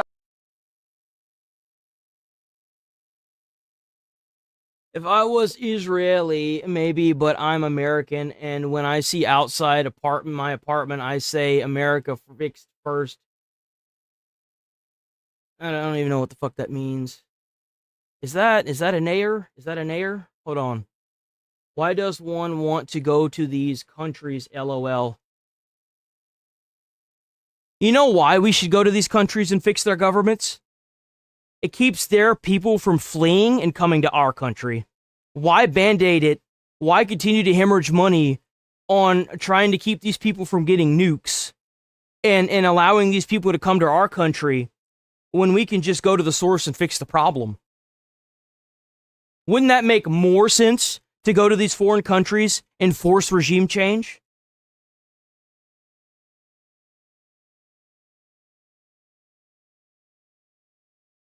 Think about how much money we've had to spend over the past 47 years of blowing up scientists, blowing up fucking nuclear facilities, these fucking enriched uranium facilities. Think about how much money that we've spent on that. How many times we've had to hack their equipment to make sure they don't fucking do this. Like, think about that. This needed to be done. Anyone in the Middle East knew this needed to be done. Why do you think everyone's turning on Iran right now? Well, it's not just because they decided to bomb all their fucking allies. It's because they're crazy and no one wanted to deal with them. Saw that this airman was missing. We all on the couch said, well, at least President Trump is in charge. We know he's not going to leave this man behind. And boy, he was up over. Oh, we got an air.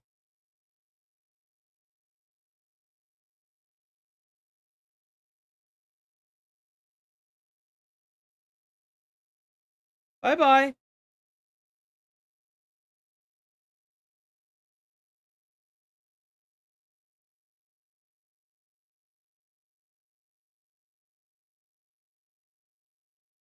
Overnight, reports have said he has never left his office. He's been tracking with the generals, with Pete Hegseth the entire time. And this is just notable because we're coming off of 4 years of a totally disengaged president to this. It's a remarkable daring rescue. Right? And only. Yo, base, Trump be like, I don't get a third term. They already impeached me twice. Go ahead and test me. A very, very confident president would take this kind of a risk, because this could have been an absolute disaster.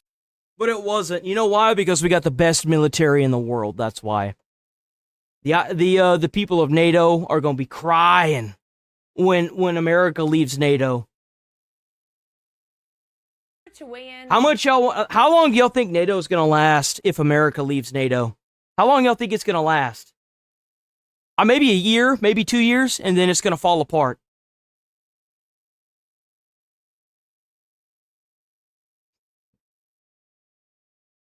And that's if they're lucky.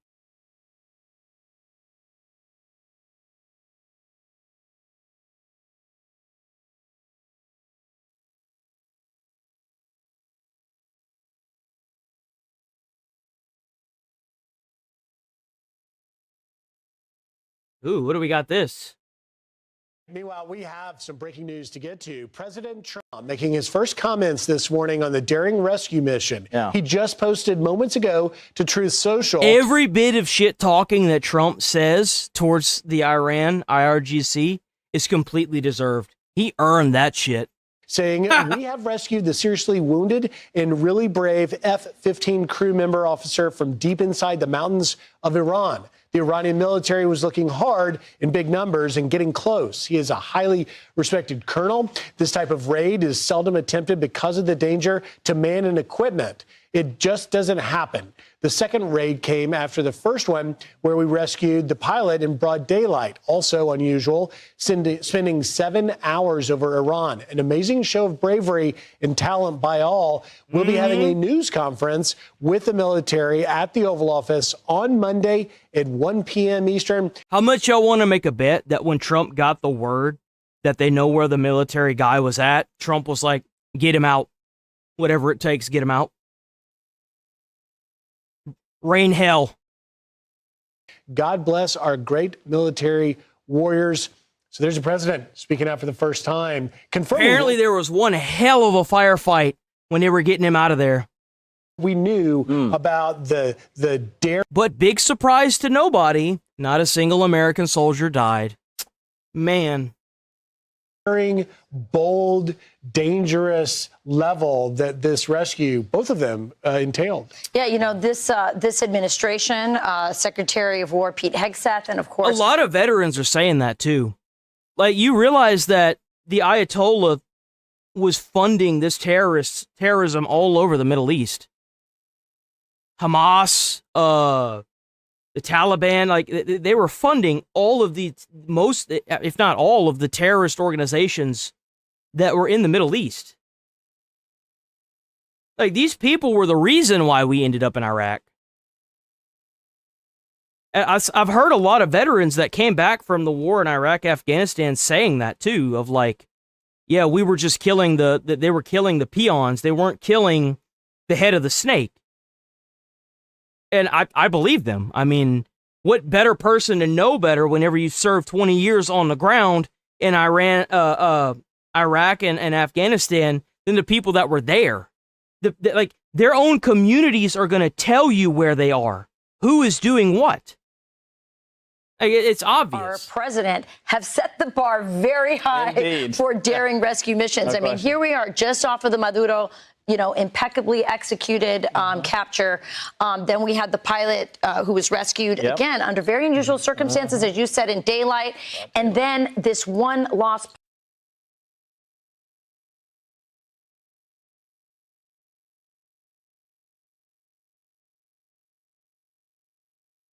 What about the crime in your own cities increasing or decreasing? More drug addicts or less? U.S. military has way faster jets. Oh, okay. You're not talking to me, I don't think. Yeah, you're not talking to me. Pilot who found his way into the mountains there in Iran, in the heart of enemy territory, with the Iranian regime placing a bounty on his head of up to $60,000, with all these Iranians searching for him, looking for him. He hides in these crevices, And somehow our amazing military is able to go in and capture them. And we have to thank our president for this Easter miracle, because he has not left the Oval Office. He is just clued in and determined to get him out. And boy, it happened. It happened. And what's interesting, you heard Brent Sadler, if you were watching earlier, talk about the debacle in the desert, lay those, 46 years ago, all the way back in 1980. Yeah. And so, you know, these things can go south, Yes, obviously, they can. very, very quickly. And we had great concern here on the couch, as I'm sure millions of Americans did. What would happen? That's awful to hear. I bet that took a while to recover from, didn't it? That sucks, man. It's like something like that alters your life, bro. That sucks. The EMT in me is like, dude, I don't even want to imagine what the recovery was for that. Bro, W soldier, man. You definitely built different. Bro took a traumatic brain injury and lived from a rocket.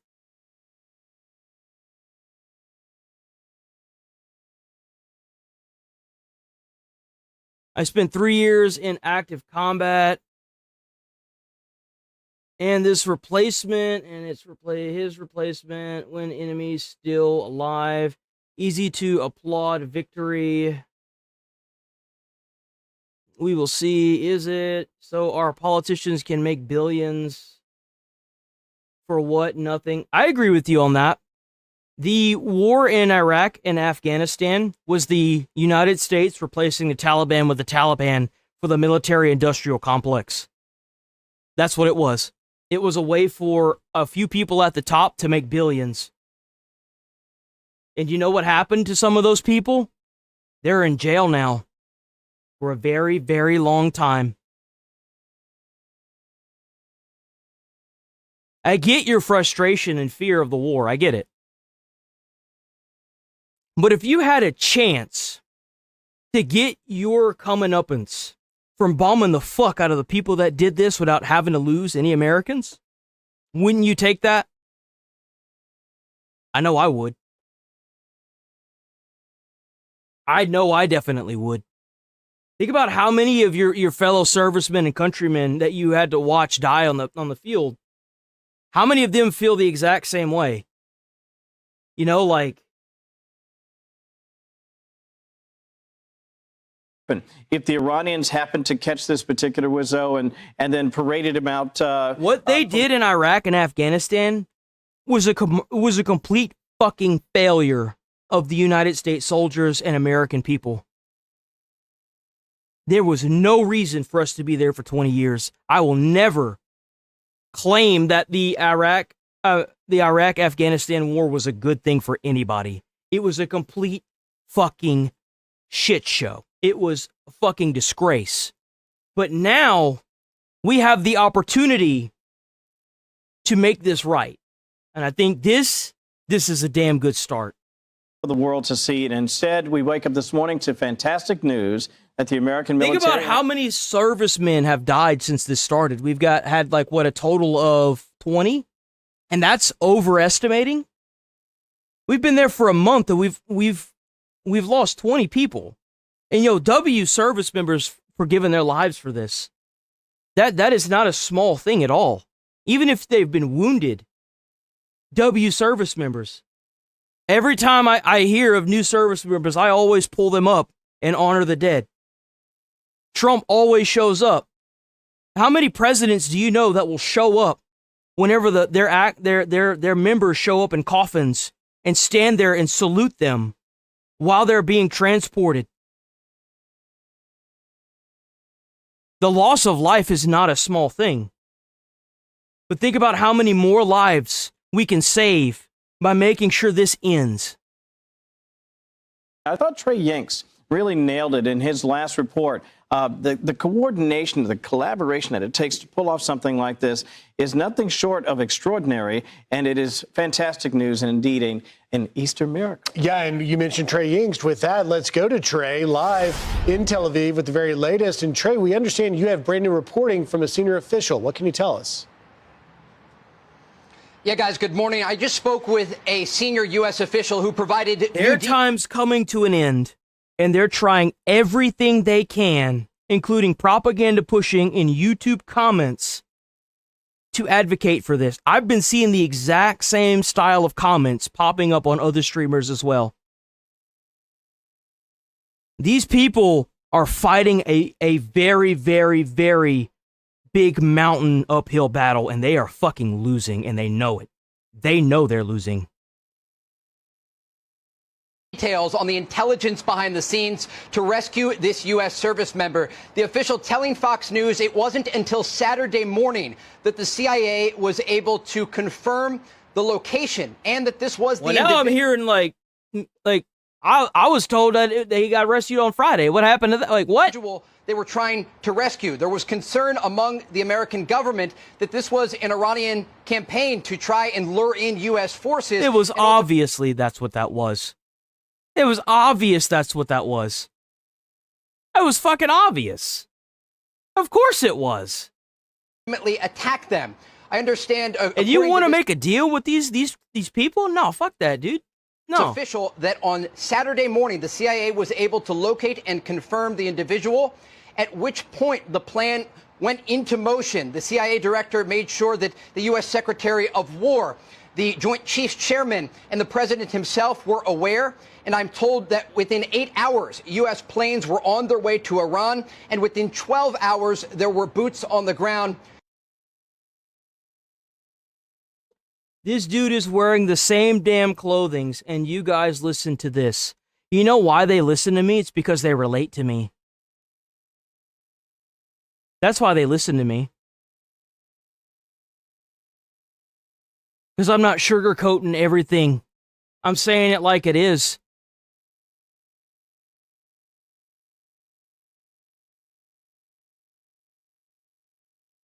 Incels. See, like, so what about the argument? So what about my argument? Can you give me a counter argument to it? Hold on, wait a minute. Would you say that blowing up terrorists is a good or a bad thing? Is blowing up terrorists a good or a bad thing? How's it going, Alex?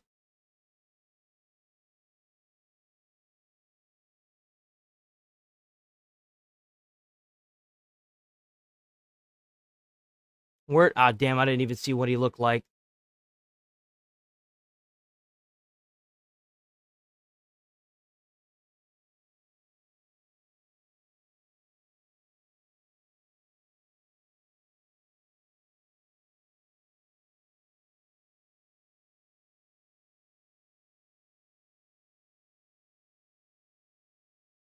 Oh. Oh. Oh, we can't say anything nice, huh? You can't even answer the argument. All you can do is sit there and continue to try and insult me, and then get fucking censored by YouTube because you're saying shit you shouldn't be saying. Company hire and train people his age. For some reason, I relate to him and want to listen to him because he is us. Yeah, I'm not saying that. I'm saying this for everybody that's been bullied and censored on the internet or in real life. There's a lot of people that watch my stream every day and don't sub to the channel because they're scared that family members are going to find out. They're scared of being alienated from their friends or being bullied.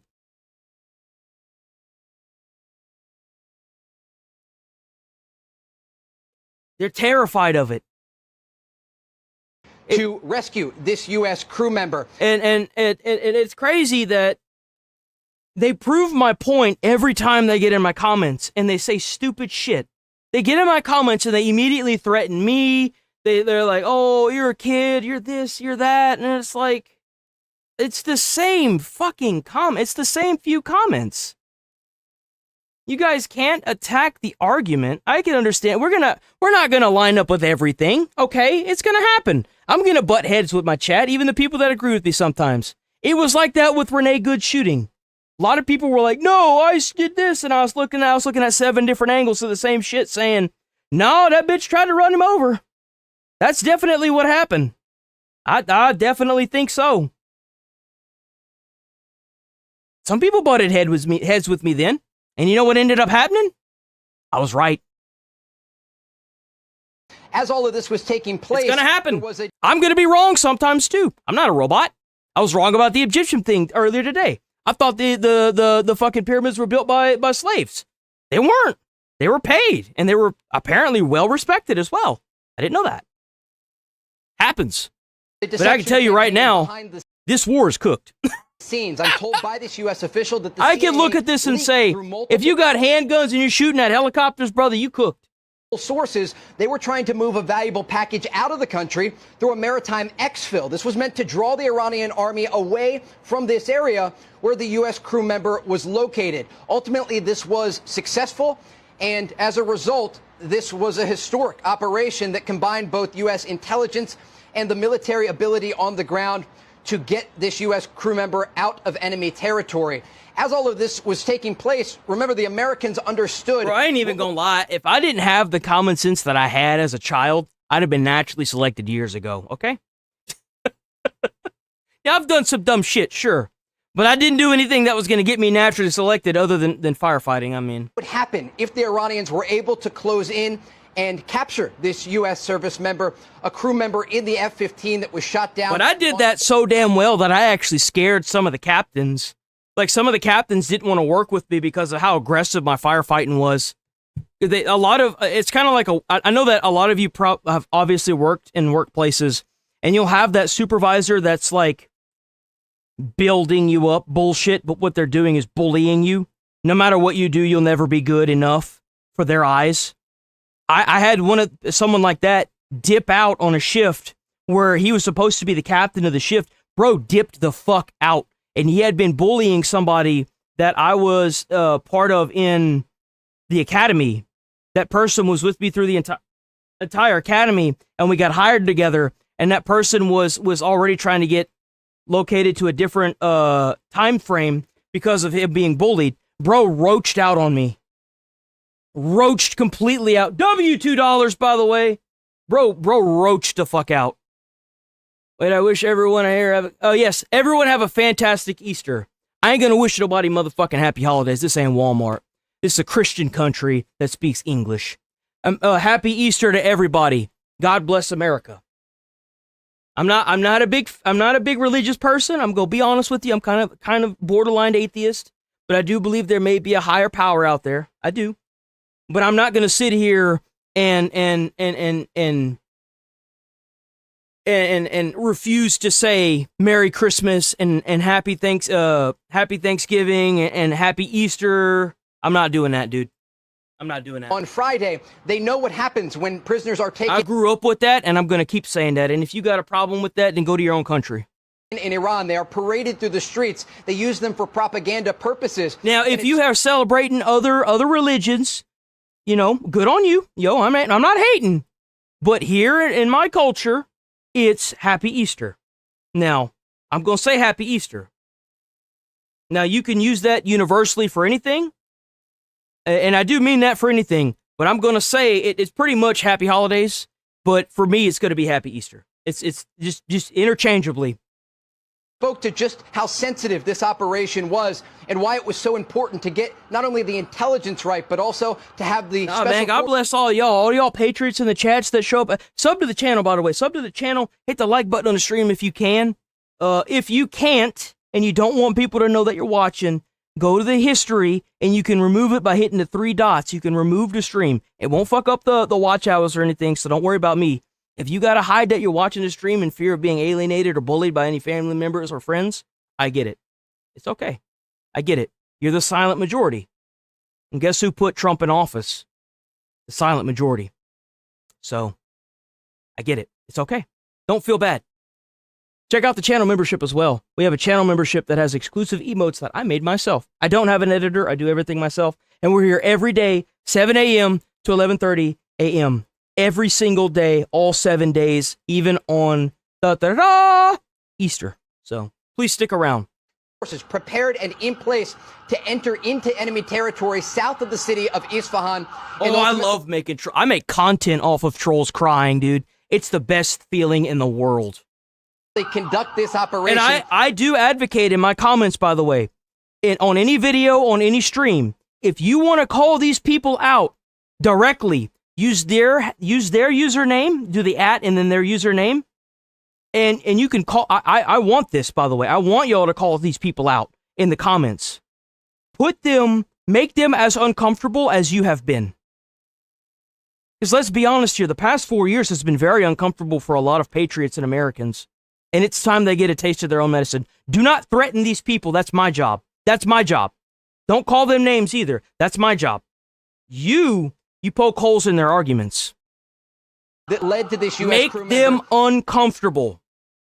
being safely evacuated from Iranian territory. So again, a lot of moving parts here, but Fox News can report, according to a senior U.S. official, that on Saturday morning, the CIA was able to locate and confirm where the U.S. service member was, just south of the city of Isfahan, and that is when this plan... That's right, just like fucking Swiss cheese, boys. Just like Swiss cheese. With those U.S. forces headed into Iranian territory to successfully evacuate their colleague. Guys? Trey, you mentioned, which I found fascinating, that at one point they weren't sure if whatever that beacon was in his, that was signaling to the United States. I believe he was in Tel Aviv. No, he's in Israel. No, he is in Tel Aviv. That's why. Big city, I mean, it's a big city. This was indeed the person that it could. I mean, you can imagine you find a body or a live airman, and you could take that off and put, just make people think it's an American, but it's actually Iranians who have captured him.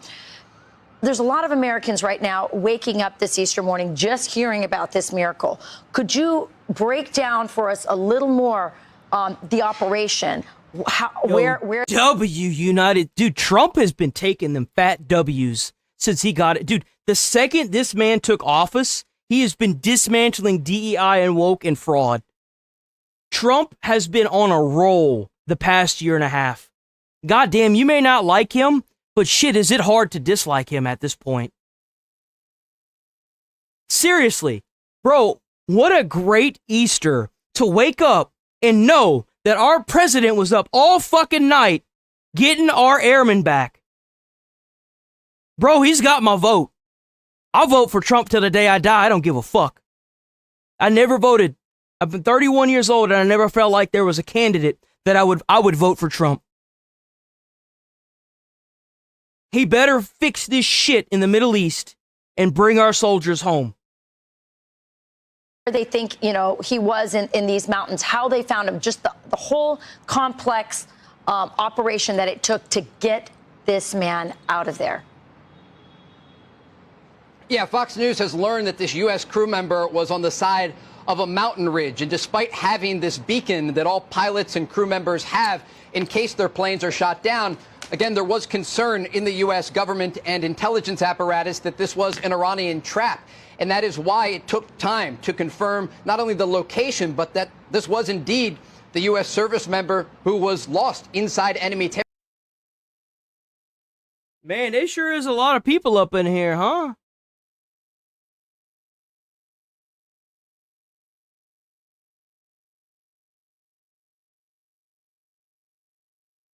Man, you in the wrong comments. You in the wrong comments trying to push that.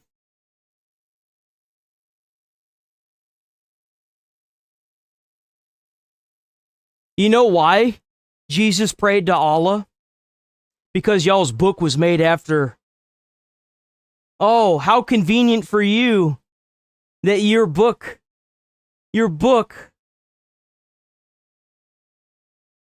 it literally says this. And it doesn't even, even if it was made before, does it specifically say Jesus? I've never read, what is this part of the Quran or something? What is that?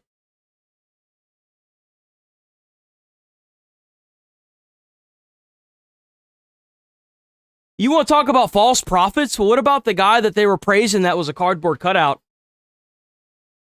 Wait, hold on, where'd that come from? Goof-ass kid, well, you're banned. Banned. Happy Easter, did you see your president? Lovely tweet. I did.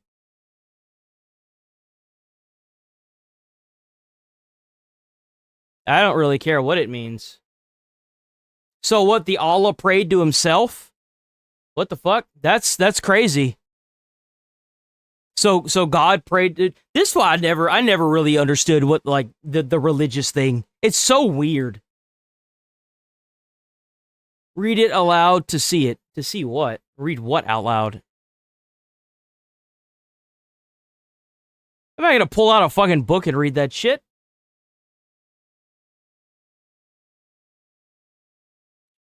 Perfect timing for PR. Pretend it was a MAGA. Maybe that will help your perspective.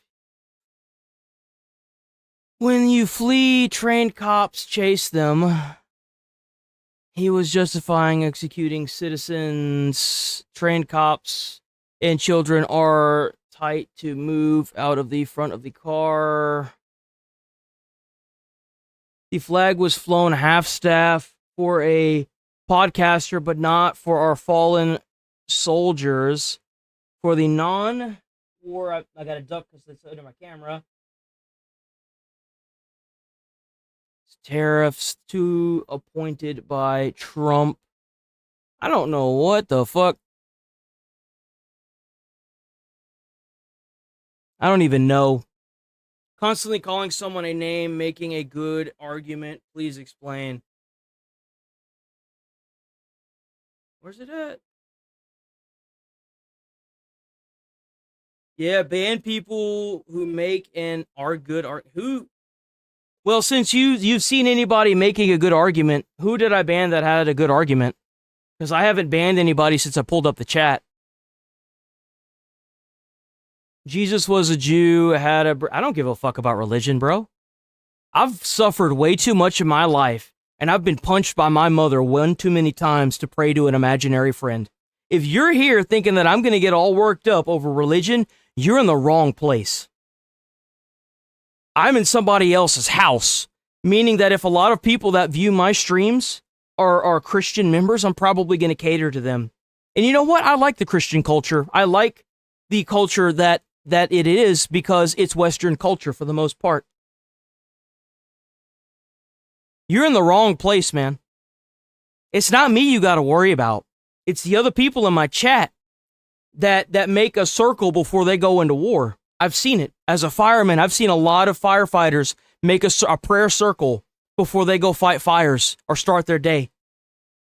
I admire it. I do. It's incredibly inspiring. It's not me you gotta worry about, guy. But by all means, who am I banning? Who am I banning that's brought up a good argument?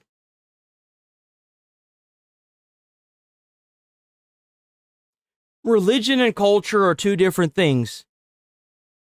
About Trinity and always said pray to not more but the Father, yet Christians happy to Paul. I mean, I don't know about you, but I've heard a lot of I don't hear a lot of Christians trying to oppress people. I mean, maybe back in the fucking the Crusade era, sure. But I think they learned their lesson. But you didn't really answer my question. I'll give you one more chance. And if the next thing you type isn't an answer to my question, I'm going to perma you.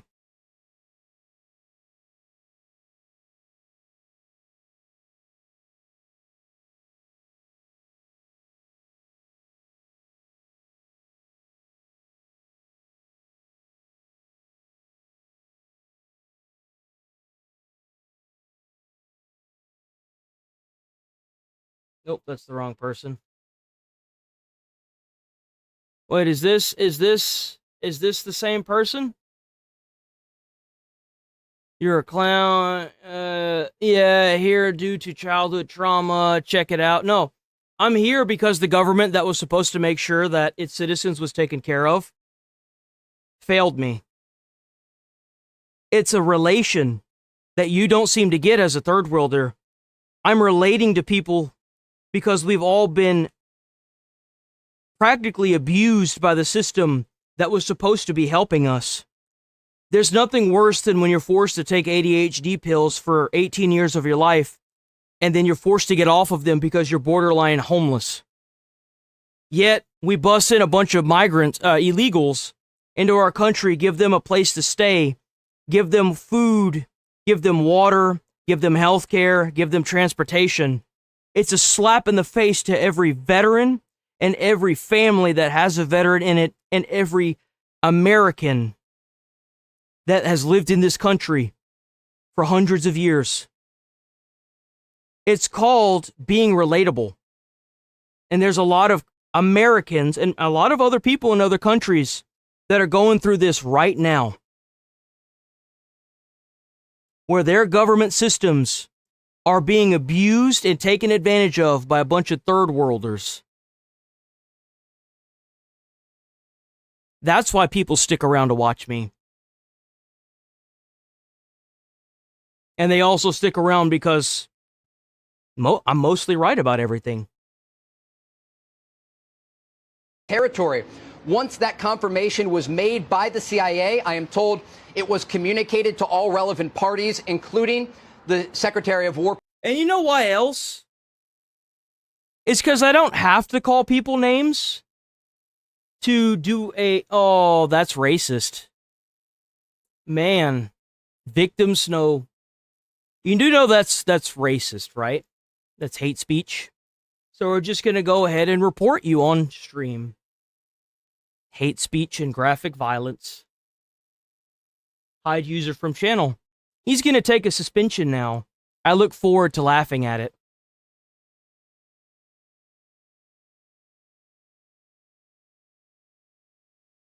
Where did that other person go? There was another person. There was another person. Where did they go?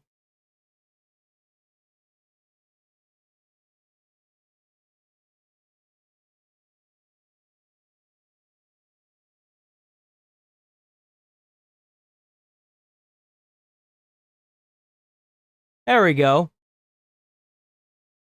LOL, they took your addies away. LOL, crybaby. I don't know if you know how medication works, but whenever you're beaten if you're not taking a medication because you're just not able to sit still, and then you're removed from that medication, it fucks your brain up. It fucks the chemical balance of your entire body up. That's why I bring it up, dipshit. Like I said, I don't have to attack somebody's looks. I don't have to attack somebody's culture. I don't have to attack somebody's religion. I'll just attack what they're saying. I'll tear their argument apart. Did Trump help you get your ADHD pills? No. I've been paying out of pocket for a long time. MAGA coined the term snowflake. Now they can't handle it? Really? I'm waiting for you to say how Trump got you ADHD meds. He didn't. He didn't. I've had to pay out of pocket.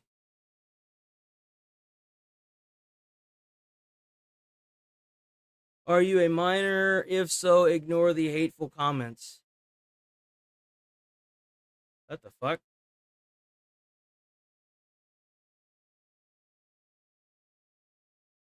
Who sent the soldier there? Oh, the hell you talking about? Oh, thanks for the 10 jewels. Not ADHD meds. They are made to be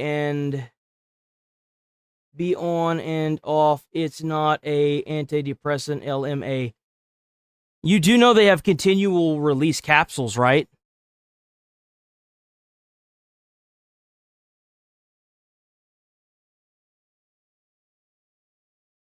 Oh, band. It's Vyvanse. I take Vyvanse. They have continuous capsules. They've always had continuous capsules that give releases throughout the day. Goes to show what you know.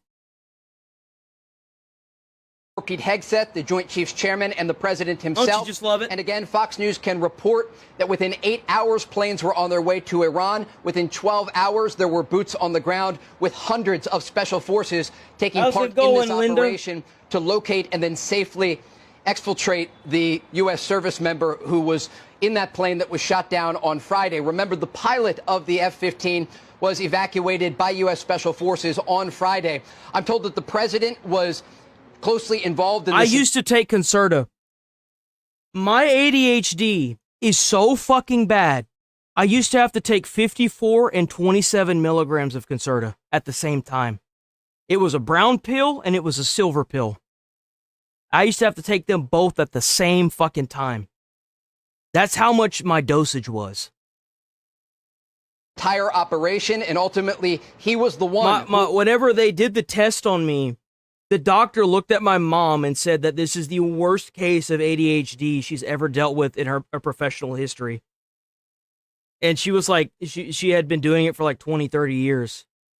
I can't do shit without my pills. Like, I get so tired and I can't do a goddamn thing. And it has to do with my brain chemistry being fucked up from taking pills. Taking the medication that they forced me to take my whole childhood. Ordered these special forces to go into Iranian territory south of the city of Isfahan. So you think I might know something whenever I say giving puberty blockers to children is a bad idea? You think I might know a little something about it, huh? And ultimately rescue their colleague. It was a very complex operation. It didn't go perfectly, but there were contingency plans in place, and that is the reason that U.S. forces were able to get in and successfully get out. Again, understanding that there were real concerns that the Iranians could have been trying to lay a trap to lure in U.S. forces. But once that confirmation was made, ultimately the decision was ordered by the president himself to send in these special forces and rescue their colleague. We should also talk, though, again about this broader deception campaign. There were many moving parts here, and we know, according to Iranian state media, that a reward was offered. What? Regarding the award, Trump has opened a Pandora's box and is struggling to close it. Those hand rifles ended up getting at least 5 expensive planes to get destroyed and many soldiers injured.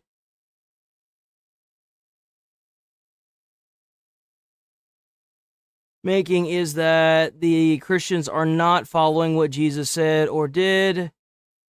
Well, it doesn't matter.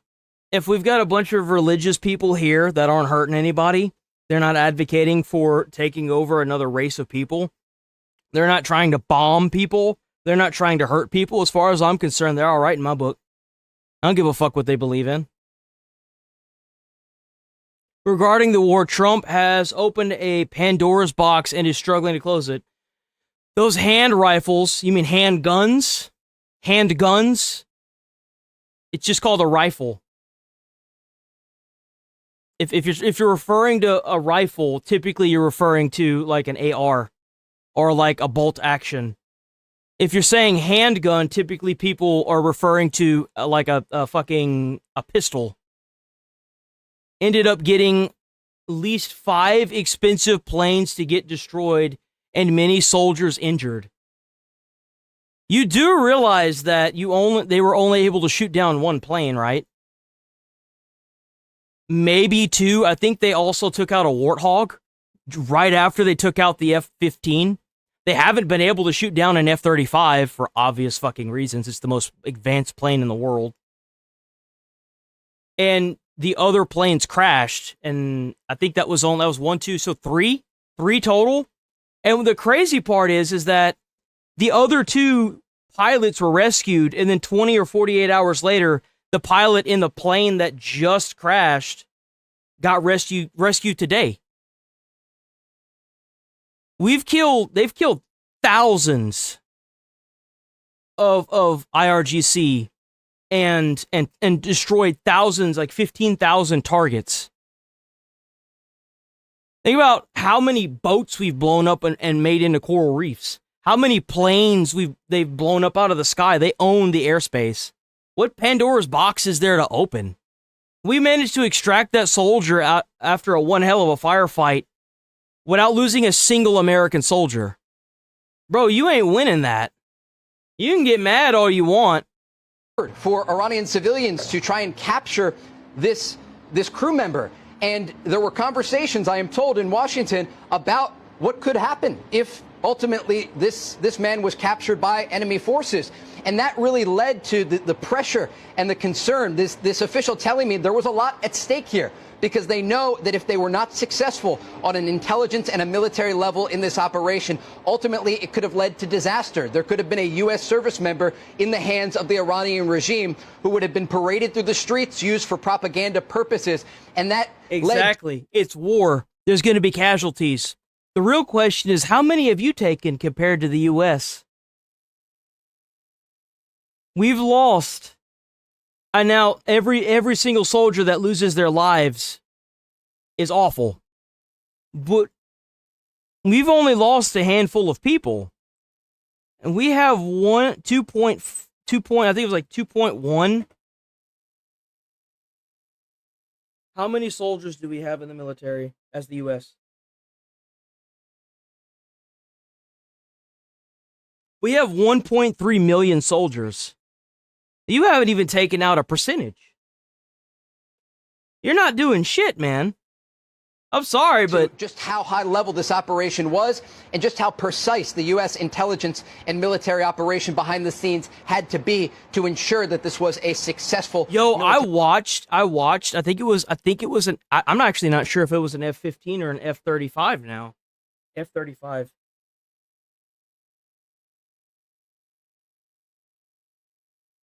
Which is older, an F-15 or an F-35? I think it was an F-15.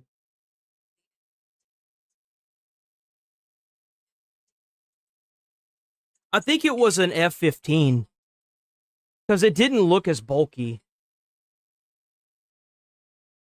Yeah, the watching an F-15 take off whenever we were doing a call as a fire department to like an airport.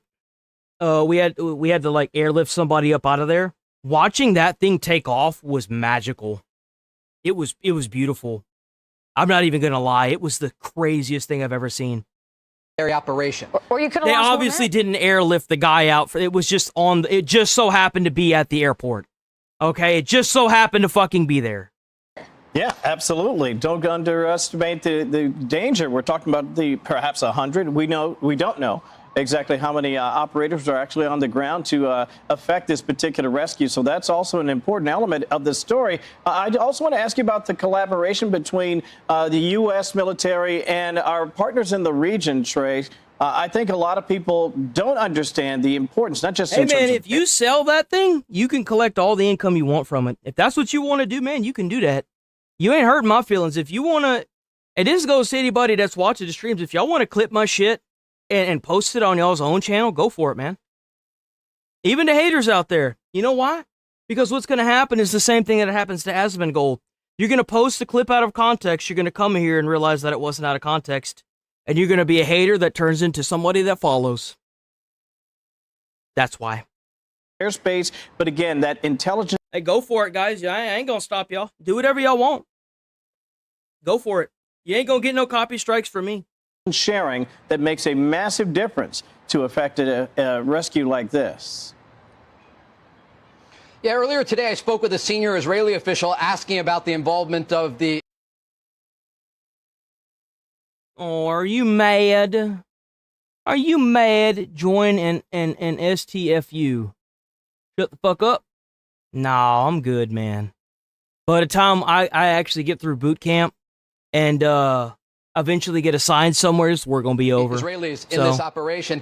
And they once again credited the United States military and the intelligence apparatus that led to the successful exfiltration of this U.S. service member from Iran. But they said also in part, quote, when you watch an operation like that unfold in real time, the distinction between their pilot and our pilot becomes less relevant. The expectation is the same. You bring him home. Sub to the channel. If you're new here, sub to the channel. We're here every day, 7 a.m. to 8:30. Dude, where are these numbers coming from? 8 a.m. to 11:30 a.m. Central Time. Where are these numbers coming from? Where are they coming from? I don't get it. The reality on the ground. U.S. and Israeli forces are flying side by side over the skies of Iran. U.S. and Israeli intelligence are working hand in glove to ensure that Operation Epic Fury is successful. And again, there were contingency plans in place for something like this happened, with the F-15 being shot down on Friday. And there will be difficult days ahead. We've heard from the president himself and from the Secretary of War, Pete Hegseth. But the reality is that the United States is decimating the Iranian regime. They are obviously. We have how many Fox News videos have I reacted to on this channel that have in the backdrop the United States tactically bombing vehicles and blowing them up? And how many pieces of news has Iran published on Twitter that are AI made of them capturing a B-2 bomber? Even most recently, the fucking the pilot, the airman, being AI generated in a room surrounded by Iranian people, chained up. The fucking the USS Abraham Lincoln getting blown up prior to us getting there. They were showing videos of like flags, American flags in the water and blown up ships. Man, that's crazy that all they seem to keep doing is talking about themselves. That's crazy. Because a lot of that shit just seems like bullshit, and big surprise that it is. Systematically taking out military targets day in and day out. Each and every hour, there are U.S. fighter jets over the skies of Iran. And despite the fact that you hear Iranian officials trying to claim that they have control over the skies of their country. Dude, it's totally a joke. The fact that the richest man in the world had to make a statement saying that he is censoring the spread of the AI misinformation because of the war in Iran was the dude, like the slap in the face to the people that are posting those AI videos was just golden. It was just golden, bro. Last night is a great example showing how they do not have that control. Hundreds of U.S. Special Forces on the ground inside of Iran conducting this high-level operation. And this is in addition to the thousands of sorties flown by U.S. and Israeli jets over the skies of Iran that continue not just to target Iranian leadership, air defense systems. Yeah, happy Easter, everybody. God bless everybody. I hope y'all all are having a great weekend. Seriously, make sure that when we in-stream today, we're not going to be doing the fishies today. We're going to start doing that again tomorrow. We'll do that 5 days a week. We'll have that little calm period, but make sure y'all go out there and stay safe. Don't do anything stupid. Don't do anything stupid. Stay safe on Easter, man. Production lines and many of the military structures that are allowing the Iranian regime to attack U.S. forces and allies across the region. And so while Iran may continue to launch missiles and drones at Gulf countries and at Israel, the reality is they no longer have the production capabilities that they had before Operation Epic Fury. And even if this operation were to end... Slipknot. I love Slipknot. Slipknot, the band is so good. And today, I love Papa Roach. I love Slipknot. I love Drowning Pool. I love Breaking Benjamin. I love all those. I recently got into, oh my God. Nefex is also somebody that I listen to. If y'all are ever wondering what the music is for the stream, Nefex has a partner with the partner program, so I'm able to use their music. His music I listened to prior to becoming a partner at YouTube, and I was so happy whenever his music was on here.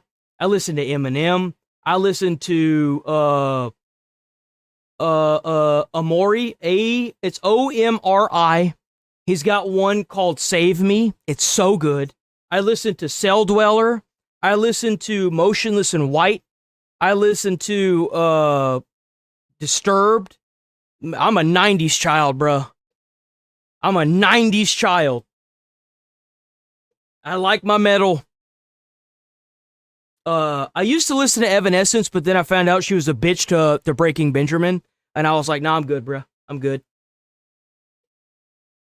I listened to Nightwish. A lot of y'all don't know what Nightwish, but those of y'all that do, you know. Set back decades in their ability to threaten U.S. interests across the Middle East. This operation will be studied for decades to come. There was another one called Rob Bailey in the Hustle Standard. He has a song called Fire. Bro, I would get a hell of a pump in whenever I was at the fire station in the gym listening to that song. That song goes fucking hard. colleges here in the U.S. Let me just ask you quickly, for our viewers just waking up, learning all these details, you mentioned earlier it didn't go 100% to plan. I think you're referencing the fact that one of our aircraft had issues and then had to be destroyed so that technology would not fall into Iranian hands? Reports do indicate at least one American transport plane malfunctioned just south of the city of Isfahan and was ultimately destroyed. I haven't heard a lot of Slayer. There's a lot of bands that like it. It's the same thing for me with YouTube. It's kind of a thing for me. Like whenever I start listening to a band, I'll like listen to them, and then I just won't listen to anything else. So like, you know, if you know what I'm talking about, you'll understand. But like, it's kind of I do the same thing with YouTube. I don't really expand and sub to a lot of people, even though I have, but it's mostly music. So like, it took me a while to start listening to other things. So there's a lot that I missed out on. But you have to realize is that I listened whenever I was growing up when we had electricity.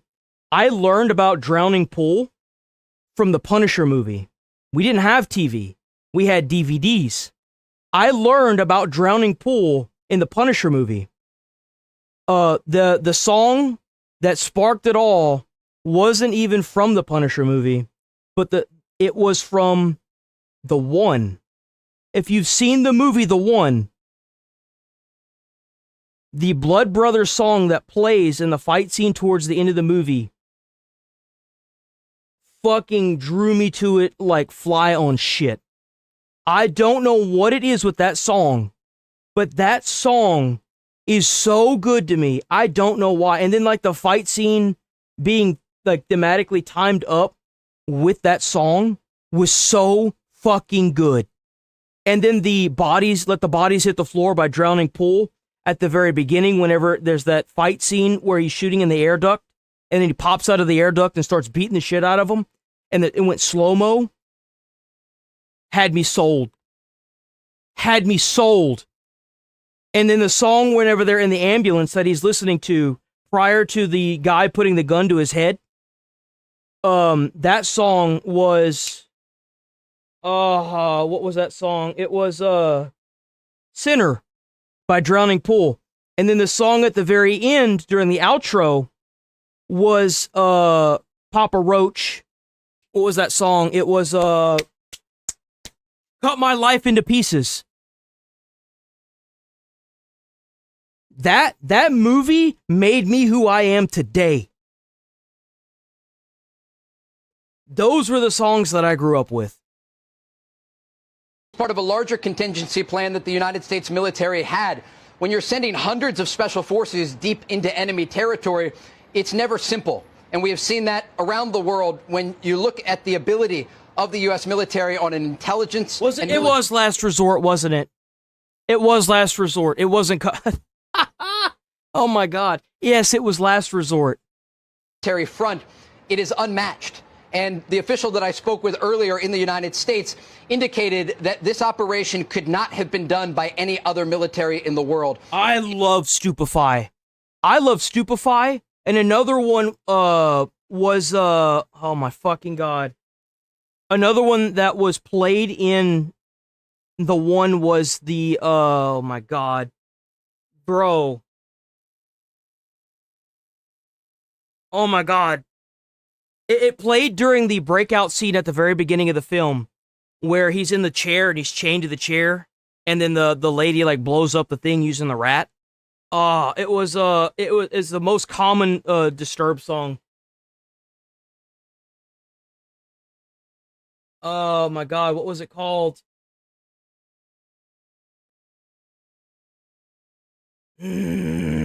It took, according to this official, the leadership of President Trump, the CIA, the Department of War, and others working together to ensure that this U.S. service member was safely extracted from enemy territory, understanding that if this... Down with the sickness.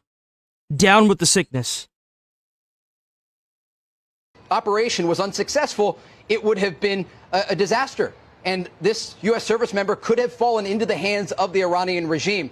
And so, again, this just speaks to the coordination that was happening behind the scenes. And again, Fox News can report that on Saturday morning, the CIA was able to locate and confirm this U.S. service member in a mountain ridge south of the city of Isfahan. And that is when the appropriate calls were made to relevant parties, including the Secretary of War, the Joint Chiefs Chairman, and the President himself, who ultimately ordered this operation. And within 12 hours, I know one song out of that whole list you just said. I'm not one song, one band, and that's Slipknot. I know Gideon, isn't he like a big, like,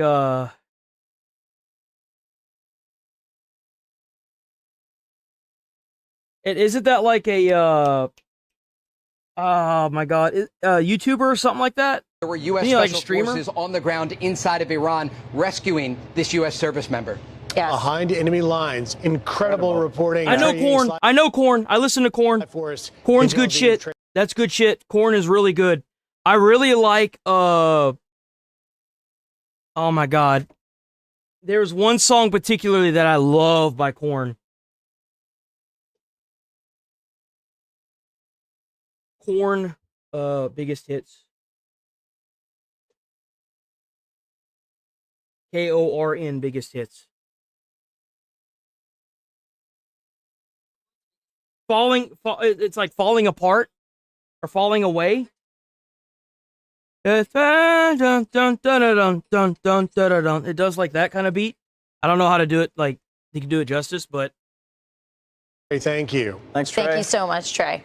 I'm Steve Doocy. I'm Brian Kilmeade. And I'm Ainsley Earhart. Is it falling away? I think it's falling away. Fox News YouTube page to catch our hottest interviews. Yo, man, those are my songs. I ain't even gonna lie. I don't think I've ever heard an Eminem song that I didn't like. Straight up. I would be completely honest. I don't think I've heard a single Eminem song that I didn't like.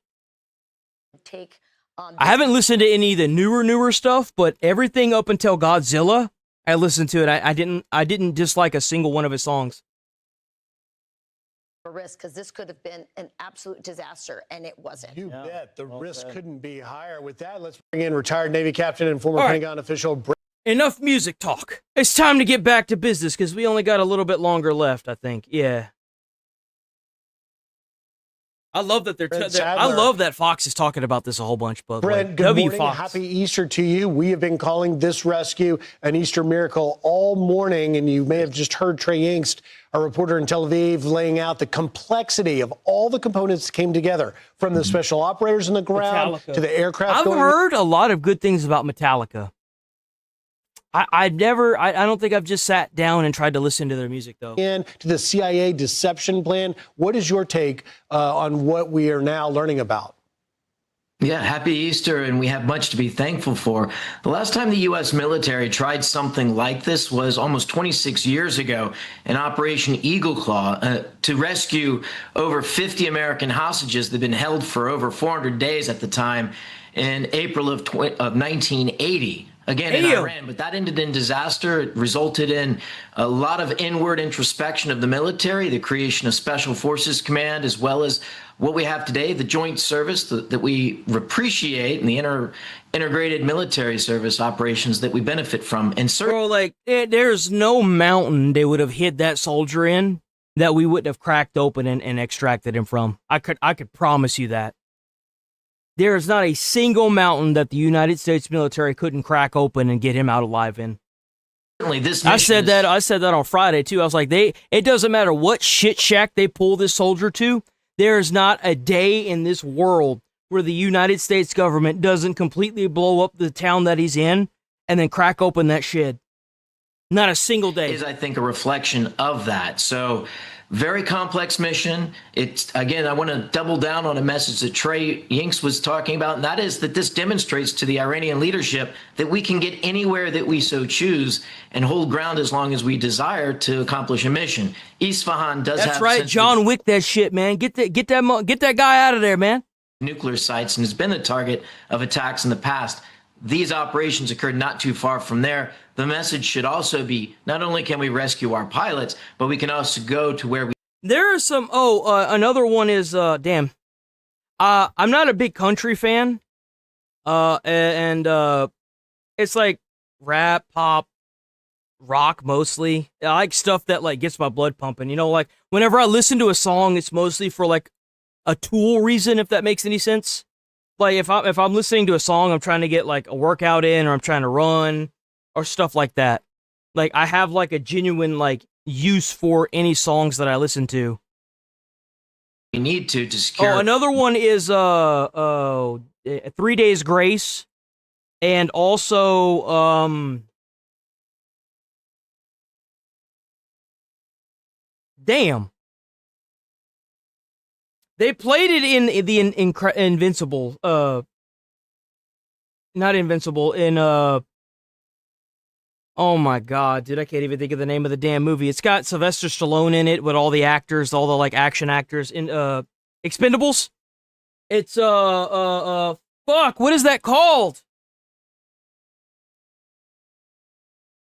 Music that was played in the Expendables.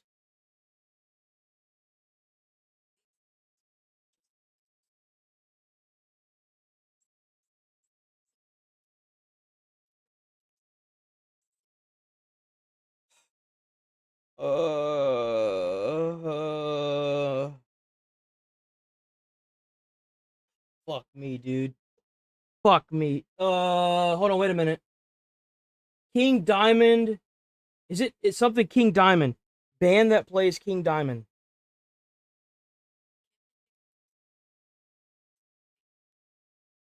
It's a different band. It's a different group. It's a different group. Damn it. I'm gonna have to open up YouTube Music to find it.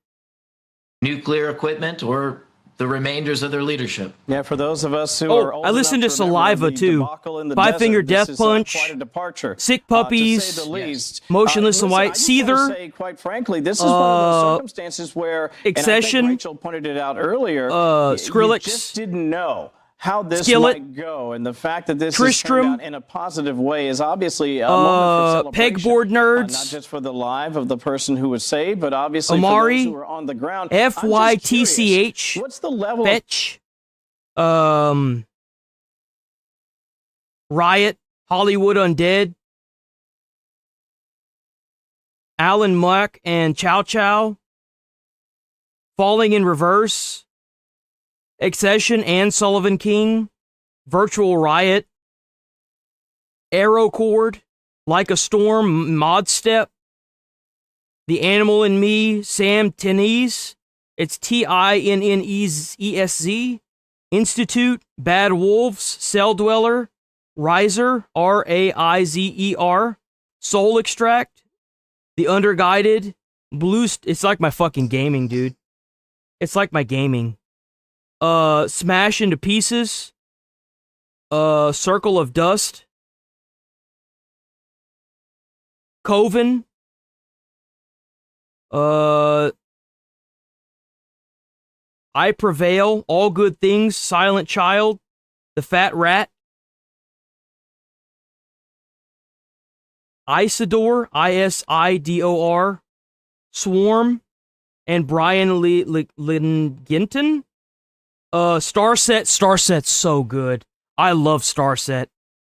Cult to Follow, 1,000-Foot Crutch, State of Mind, The Annex, ANIX, For Ashes to New, The Quimished, QEMISTS, Silent Theory, Cadmium, CADMIUM, The Who, Wolf Totem, The Who. It's just the HU. If you haven't heard them, they're a Mongolian band. They're massive. W. In the Moment is a female rock band. Shinedown was the one I was trying to find. Shinedown, Enemies, and Cut the Cord are really popular by Shinedown. New Year's Day. Let's see. There any Trivium, TRIVIUM, Static X. I already said Breaking Benjamin, Drowning Pool, Godsmack, I already said Disturbed. The Offspring. DMX. I listened to DMX. X Gonna Give It To You was part of a movie that was it was a Jet Li movie. I love Jet Li. Jet Li's my favorite actor. It was DMX played in it along with Jet Li. And I got it in a double pack of Romeo Must Die, and it was another movie called something else. I don't remember what it was called. It was X Gonna Give It To You. Oops. In this moment, no, that's not the wrong. Elena Sigmund. How many of y'all know what Elena Sigmund is? Who she is? Elena Sigmund had a song that was put into a Call of Duty game.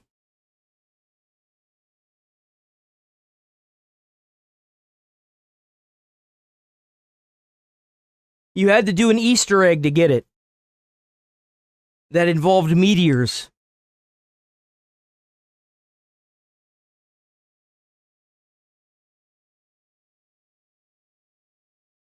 Come on, are you old school Call of Duty people don't know this? It was in a zombies map.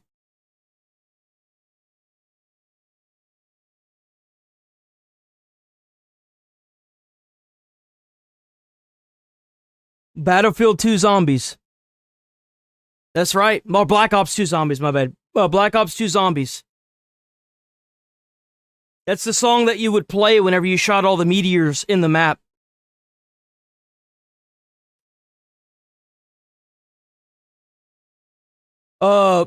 There's this song called Just Like Wylan.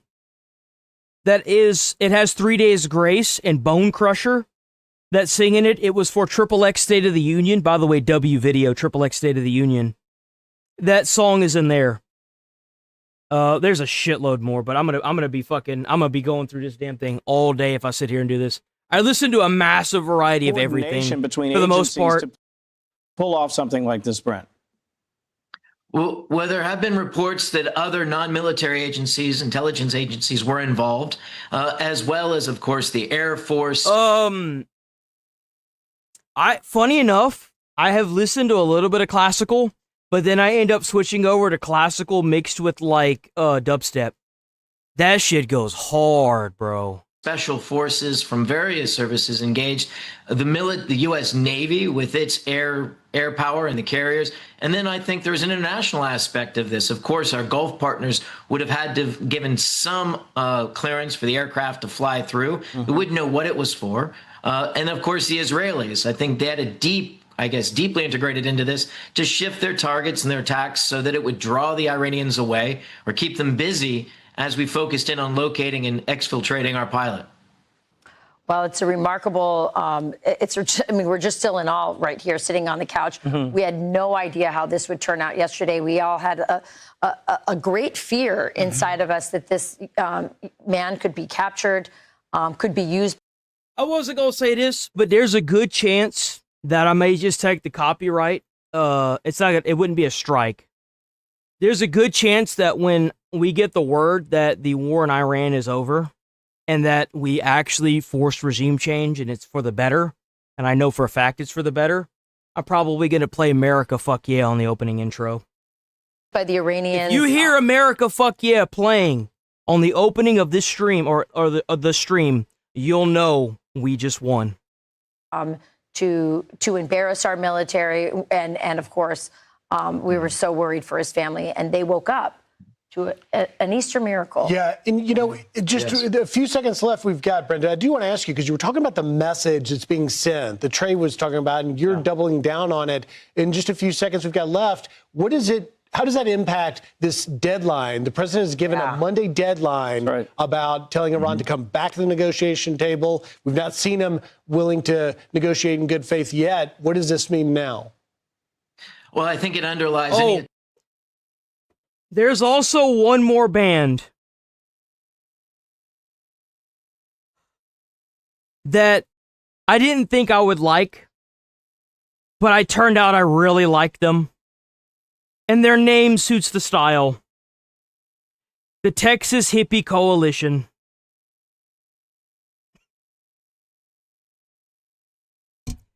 If you've never heard of them, they're actually a pretty good band.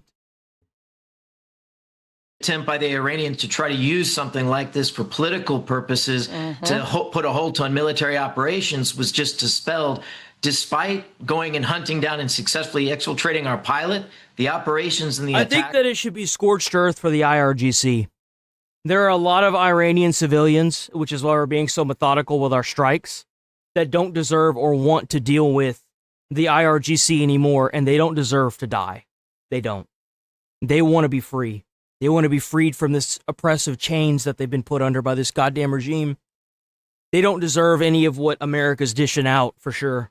But these IRGC members that are using these tactics, saying they're gonna kill these Iranian people for protesting and stuff, they gots to go. To continue. Your days are numbered. That deadline that President Trump has given is very serious, and the regime in Tehran better take it as such, because there's a lot more that's coming their way, if not. Prince Adler, thank you. I mean, the Kurds are, from what I understand, the Kurds are a bunch of exiled Iranian people that have fled Iran because, you know, they've had their whole family. Like, this regime doesn't just target you. They will threaten your family. They threaten your whole family, and they will kill your whole family. Like, that's why a lot of those athletes that you saw on that bus that were getting chased, they had to go back, because if they didn't, they were risking their entire family being killed. These people fight dirty. You gotta be willing to get into the trenches with these people. Like, they've been able to shrug off this for 47 years by every country around them.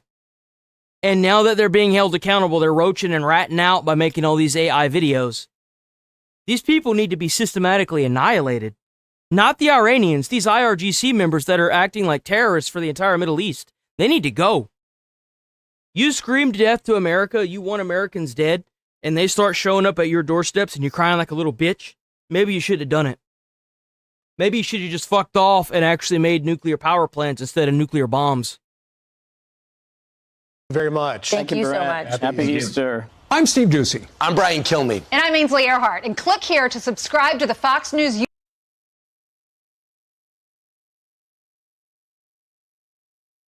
And with that, let's bring in former U.S. Air Force pilot, Lieutenant Colonel Dan Rooney, joining us. Colonel, so great to have you. Happy Easter. Yo, W pilot. Let's go. We're describing this as an Easter miracle. There's no other way to properly call it that because of the complexity of the mission. But for viewers just waking up, learning about this great news, walk us through, as a pilot, you well know all pilots have to go through the SEER training, the evasion and survival training. Walk us through what this airman must have had to lean on to keep himself safe long enough. Well, from what I understand, they were burning the mosques. From what I understand is that they weren't just getting shut down, they were burning the mosques in Iran. During the peaceful protests that they were having. And I kind of understand. Look here. You can't riot in America because you have your own parties, okay? You have elected officials that are willing to do what you want. You lost. Try it again in 4 years. These people don't have a choice. They don't have a lifestyle that allows them to go out and vote for their elected officials. Their own prince was forced out by this regime. They had no choice but to do the things they were doing in Iran. They didn't even have guns. You have representation in America.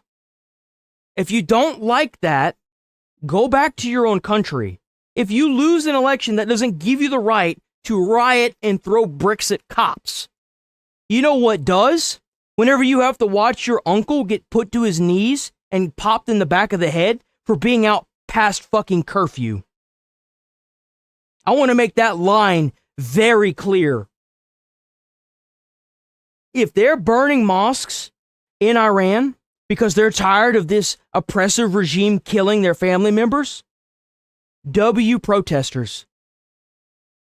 They're fighting for their own country and their lives in that country. And a lot of them died. A lot of them were killed, which is awful. That's why America is where it needs to be with this country. This rescue mission came through. Yeah, well, and first, happy Easter to our brothers in Christ, President Trump, Pete Hegseth, and Raising Exactly. Cane. If we're part of an organization like NATO that isn't willing to smell the roses for their own ideologically captured fucking audience and imported fucking voters, we need to leave. We need to get out of NATO. NATO is a joke now. That orchestrated this rescue. NATO was built in case there was another world war. Why is it that our allies, we call to our allies and they don't show up, yet they call to us and we show up? How's that fair? How are we paying more into it? We got the biggest military and they crying war crimes. Motherfucker, if you dial up the war crime ambulance, you know whose phone's gonna ring? Trump's phone's gonna ring. It's gonna ring in the White House. You know why? Because we're the biggest military that can enforce it. That's why. And as a F-16 fighter pilot, I'll tell you that the last thing we do before we step to go fly a combat sortie is we brief up the CSAR mission and understanding what will happen if we have to get out of that aircraft. And we have a motto. Who's a child killer? Point him out. I want to know. Who's the child killer?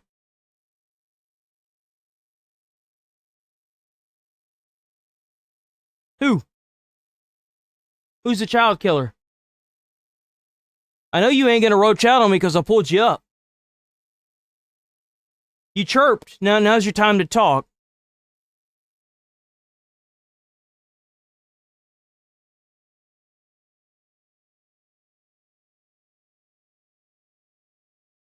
American killers. That's crazy to me. That's crazy to me. That's crazy. So you calling us American killers? No, that don't make. So are you saying that Americans are killers?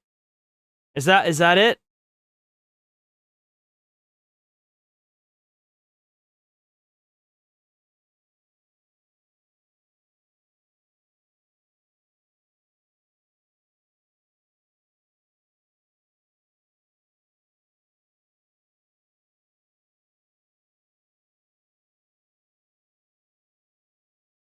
Damn, oh, there it goes.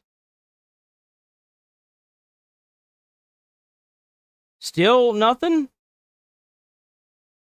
Is that all you're gonna do is pop in here and call people names and then dip? I don't understand that.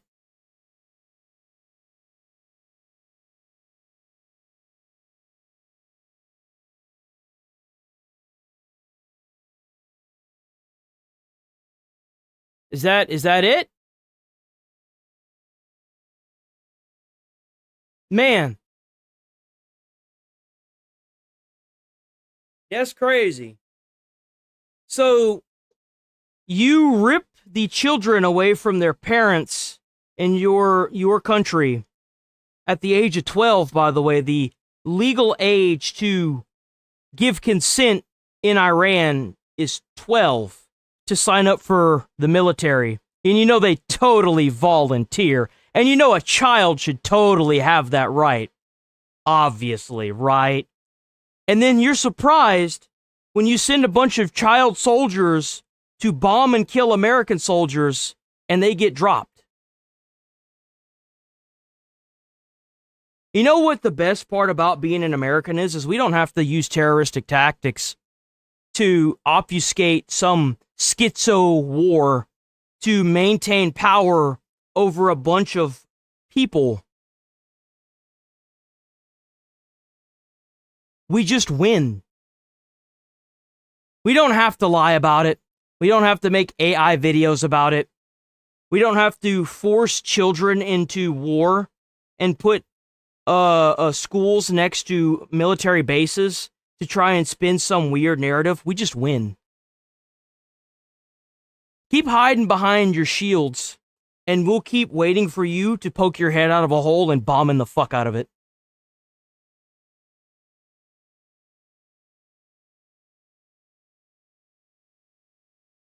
Stay ready so you don't have to get ready. And I love that you had Steve on, that pararescue member. These guys are the unsung heroes. Their motto is so that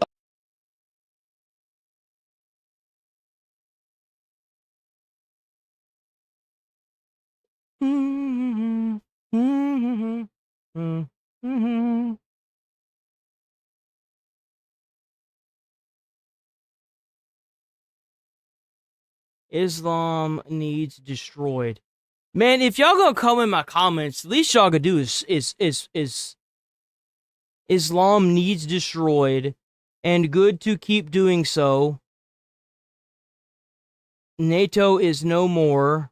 No, Spartacus, free yourself. I read the Quran, it's evil. He says Trump is a pedo. That's funny when they worship a literal pedo. Muhammad married his wife at 6 and committed at a scam by Muslim. Dude, you were just a continuous. Well, God bless Trump. God bless. Maybe I'm misunderstanding here. I don't, dude. You're so flippy. Like, what is going on here? Oh shit! Whoops. I didn't even know I could do that. Huh. I didn't know I could do that. I'm like confused, man. Like, what is going on here?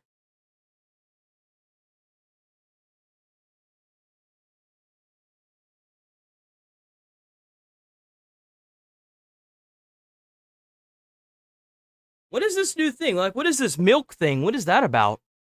That's confusing. others may live.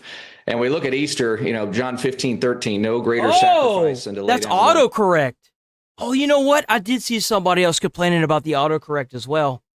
I think it's done that shit to me too. Whenever I try to leave a comment, dude, why is the YouTube autocorrect so fucking aggressive? life for one's This shit is friends, and aggressive, that's what bro. these men are willing to do. Incredible rescue, not unprecedented. If you look back to 1995, Scott O'Grady punched out of an F-16 in Kosovo and evaded capture for 6 days. Same thing. Be small, be stealth, get high so you can be rescued. So just an incredible job by everybody involved, and absolutely a Christmas miracle. Started on Good Friday, ends on Sunday. I'm a big providential guy. Praise the Lord. Absolutely, you're right. It is not unprecedented in that we've seen it before. Clearly, also I think Mark Luttrell in Afghanistan as well evaded, enemies behind enemy lines and was eventually rescued and now sits in Congress. But you say, we've been saying it's a miracle. Yes, that's exactly what it is. It is a Christmas miracle on Easter. It is absolutely a Christmas miracle on Easter. Certainly is, but it requires a lot. A Christmas miracle. Christmas. Christmas miracle. Let's see how many people we can rage bait with that.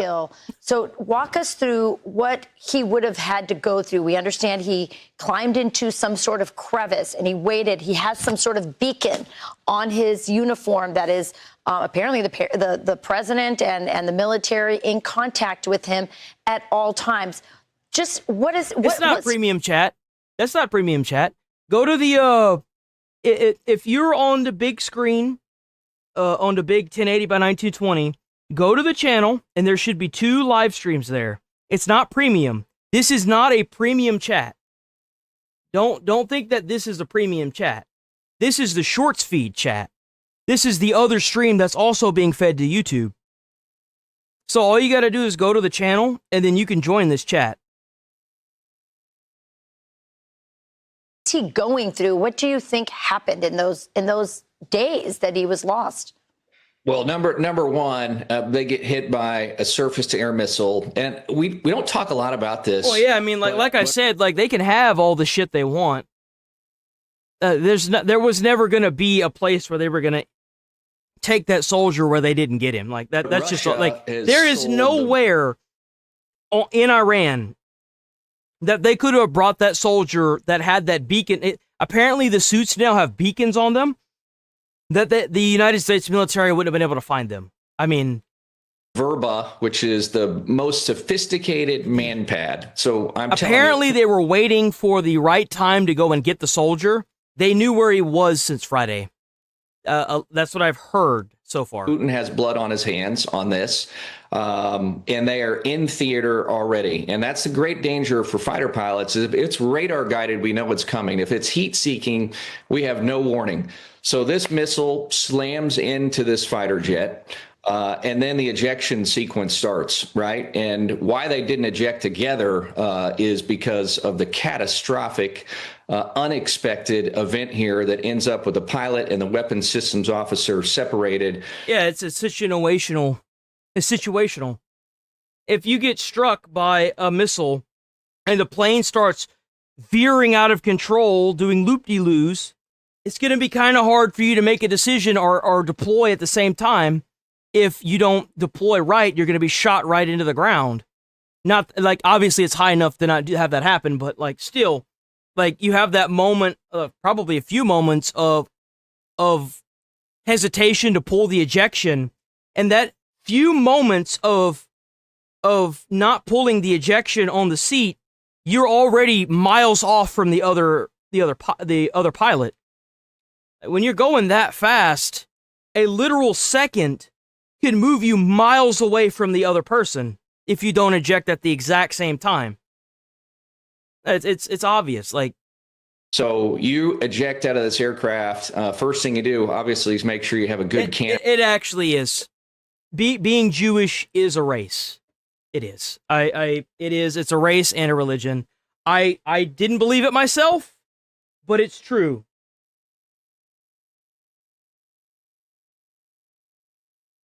Are Jewish people a race or a religion?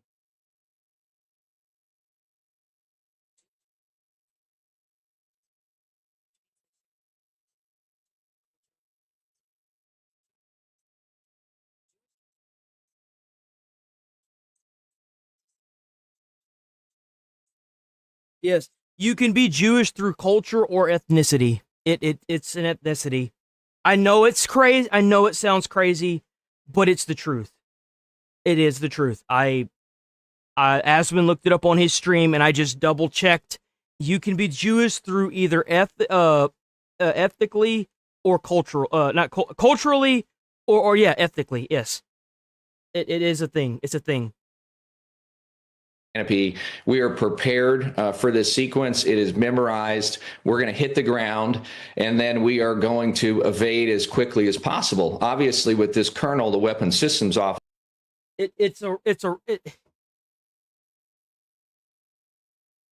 Can Jewish people be classified as a race?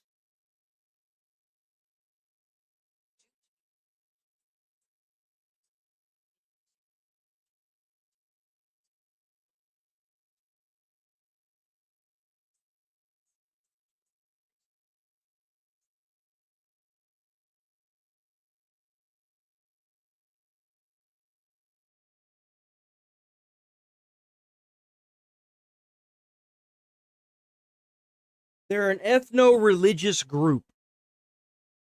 What is an ethno-religious group?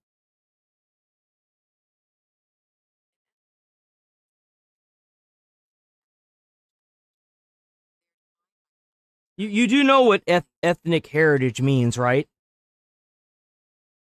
Do you understand what ethnic heritage means?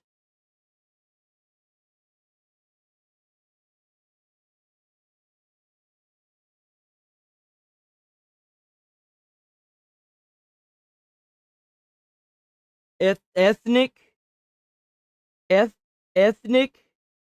Think about what that means. Ethnicity. It's an ethnicity. I mean, maybe I'm misunderstanding this, but I'm fairly certain. What is an ethnicity? Definition of an ethnicity?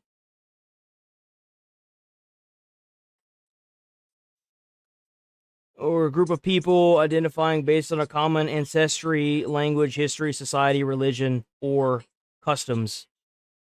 So it's pretty much the same thing. It's just an all-encompassing word. It's the same thing. An ancestry. Like, think about what an ancestry is. Like, it's pretty much the same shit. Like, if you're raised the type of way, you're gonna be that way. It's like you can be. Here's a good example. If you're a white dude that is raised in the hood, right? And you're accepted in the hood, and you have their language, you have their street skills to break, to do things that, you shouldn't be doing. You are technically part of that group. It's the same. It's like the same thing. Like, and the only reason why they're not even considered a race technically is because of the diversity that they've had over the generations. But you do realize that this is the key part. What happens if a Hispanic man and a Asian woman get together? It's the same thing. You inherit those cultures. How is that any different? How is that any different? Think about it. If a white woman and a black man get together, you inherit both of those cultures. You're mixed. Like, what are we doing? We're really gonna act like this is too complete? Like, how many of y'all have seen what a Jewish person looks like? It's as obvious as the nose on my face. Just like a black person, just like an Asian person, just like a white person. They usually have black curly hair and they have big beards. I mean, but you don't want to call them a race. They want to be known as a race of people. It's not that they don't. They want to be. It becomes very difficult because he is injured. And you want to get out of sight. You want to be as stealth as you can, avoid any population, and get to a place where you can be rescued. And we saw in this scenario that he's likely in high terrain and able to hide there. You gotta be careful, bro. Like, how many times you gonna sit there and comment that? Hold on. How many times you gonna sit there and spam that? Jesus, man.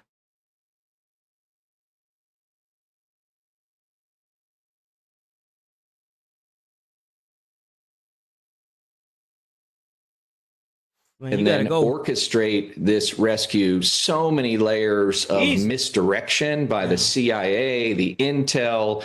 Yeah, that's why immediately I was like, nope, you got to go, bro. You got to go. You got to go. I'm sorry. Taking the enemy off the path, if you will, because it's a race against time in these moments. And thank God that we won that race. But as pilots, man, we are very prepared to escape and evade and set ourselves up in a position to get rescued by, as I said, these heroes, the pararescue guys that picked them up. The PJs, I'll tell you one thing, that's for sure. The CSAR school will be studying this mission for years and decades to come. Colonel Dan Rooney, thank you for taking time, and happy Easter to you. Happy Easter, Colonel. Happy Easter. What a blessing. Thank you all so much. God bless. God bless. Really, really great analysis there. Yeah. I'm Steve Doocy. I'm Brian Kilmeade. And I'm Ainsley Earhart. And click here to subscribe to the Fox News YouTube page to catch our hottest interviews and most compelling analysis.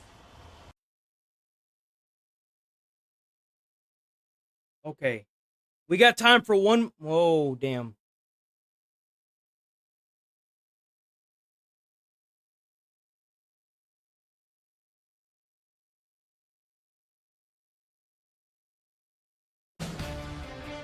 That's 15 minutes now.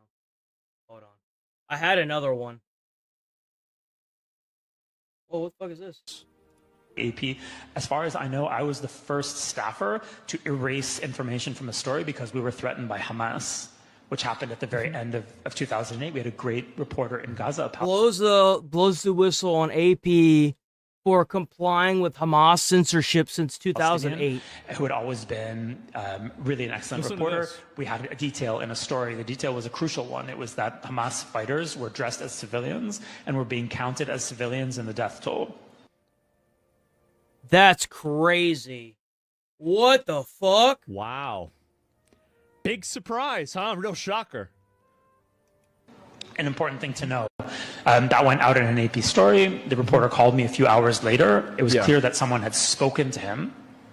And he told me, I was on the desk in Jerusalem, so I was kind of writing the story from the main bureau in Jerusalem. And he said, Mati, you have to take that detail out of the story.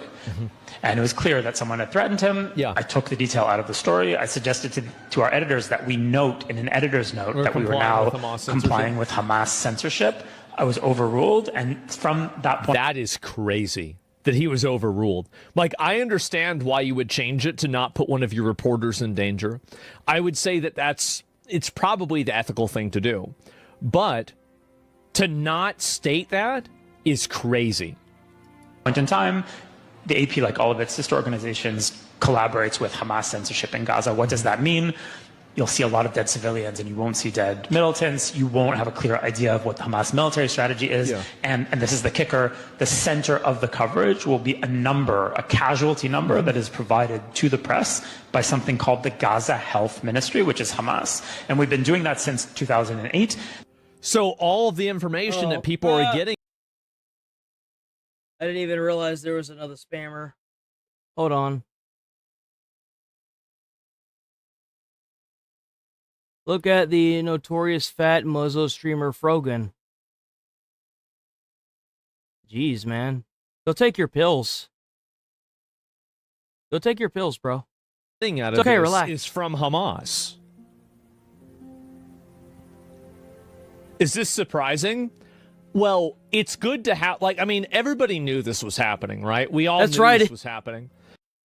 But if Jesus it's could one rise on thing this to day, know so it's can you. happening, and it's another thing to have it confirmed by a person. You gotta love that it, worked bro. And it's a way of basically settling the story before you get into any other information. Because when you put, when you say 50 Palestinians were killed and one Israeli on a given day, It's the framing. It doesn't matter what else you say. The numbers kind of tell their own story, and it's a way of... And that's what's been going on a lot, even in social media. They've been single-handedly attacking people and trying to silence them. They can't really do it to the independent journalists like Nick Shirley. They tried whenever he went back to Minneapolis. They started trying to attack him.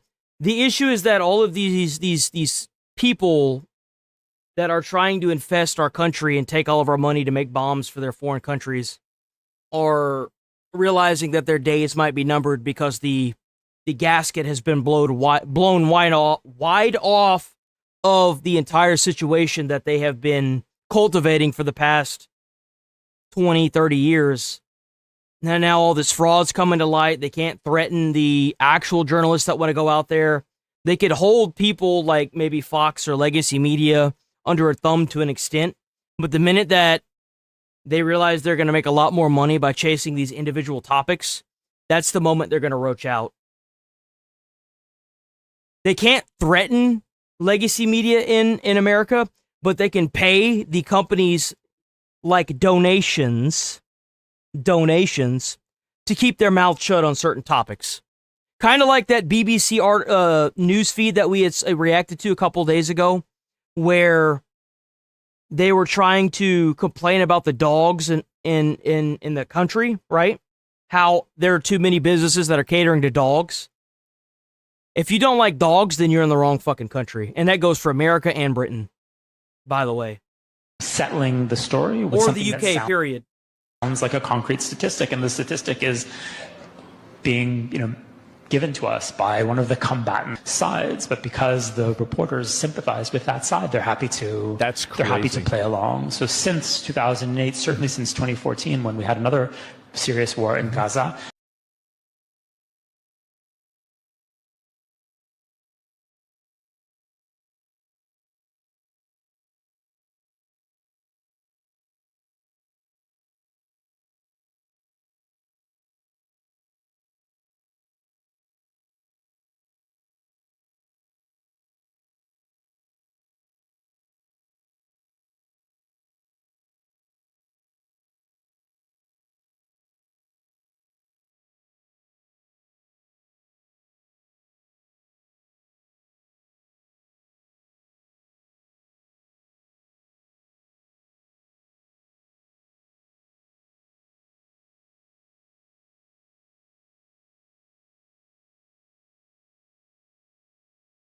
You do you, but don't give people.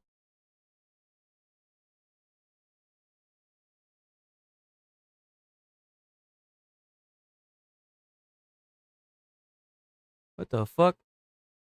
Epic City, we shut down.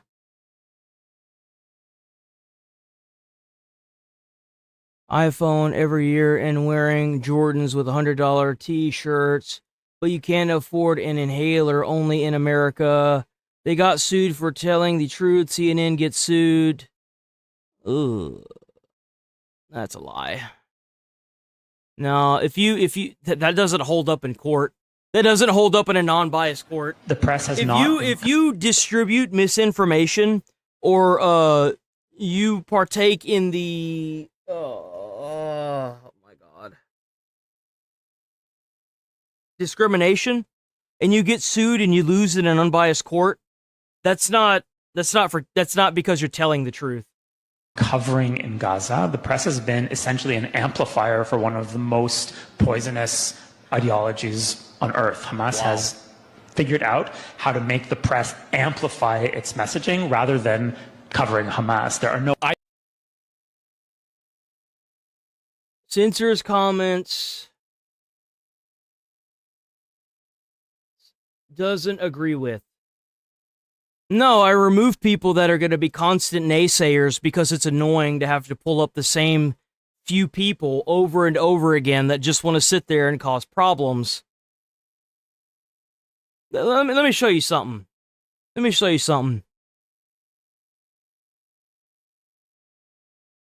Someone I know who doesn't believe we went to the moon. So I said, what kind of evidence would convince you? He said, images of the landing site of the Apollo missions. So I said, okay, here's a website where we sent an orbiter to the moon so that it was close enough, because ground-based telescopes, they don't have the resolution to see the landing sites. But if you get close enough to the moon, you can. It photographed the entire surface of the moon, and there were the landing sites, and you saw the rover tracks, the base for the lunar module. That night, he went home and found it. Then he came back and says, NASA could have faked that. Well, I'm done with you. We have no more to talk about. Because he's not ready to be convinced. You're not trying to convince anybody by calling someone names.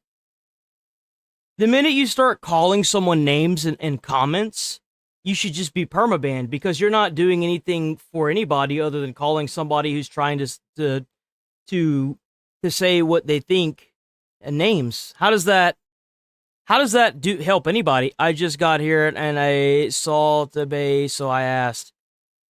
Okay, fair enough. That's fair. Like, yeah, no, I say that every day. I'm here every day, man. Here every day. Saying the same stuff every day, 8 a.m.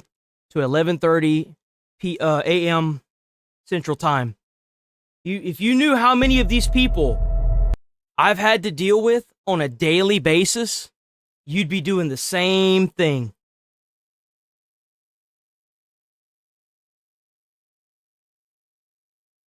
I think that's exactly what they're doing, by the way. You know what? We'll have to save this video for tomorrow. We're going to have to save it for tomorrow, because this is a 23-minute video and it's already 11:44. It's Easter. I need to get back to my fiance. Y'all need to go and enjoy y'all's weekend and quit talking about politics, okay? We're going to be back on tomorrow, bright and early, same time, same place. Thank you to all you people that donated. Thank you to any new channel members. Thank you for showing up and being you. We will be back on tomorrow, bright and early. Please stay safe out there. Don't do anything dumb on Easter. Don't get yourself locked up, and stay away from crazy people, because if you don't, there's a good chance we're going to be making fun of you in the comments. Please stay away from crazy people. Hold on, let me get the music going. Please sub to the channel. If you're new here, please sub to the channel. I can't guarantee that I'm going to be popping up in the algorithm every day. Where is... There it is.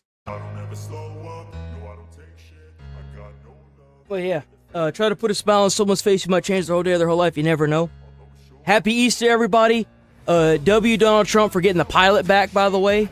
W pilot, W soldiers, and fuck Iran, IRGC, and God bless America. Happy Easter. Have a great rest of y'all's day. Thank you for being here. Thank you for being you guys. Y'all are all awesome. And ladies, y'all are all awesome. Thank you so much. W viewers, W new viewers, W new subs, W likes, W constant viewers, W channel members, W donators. Y'all are all awesome, and y'all make me very proud to be an American. Peace, y'all. Stay safe out there.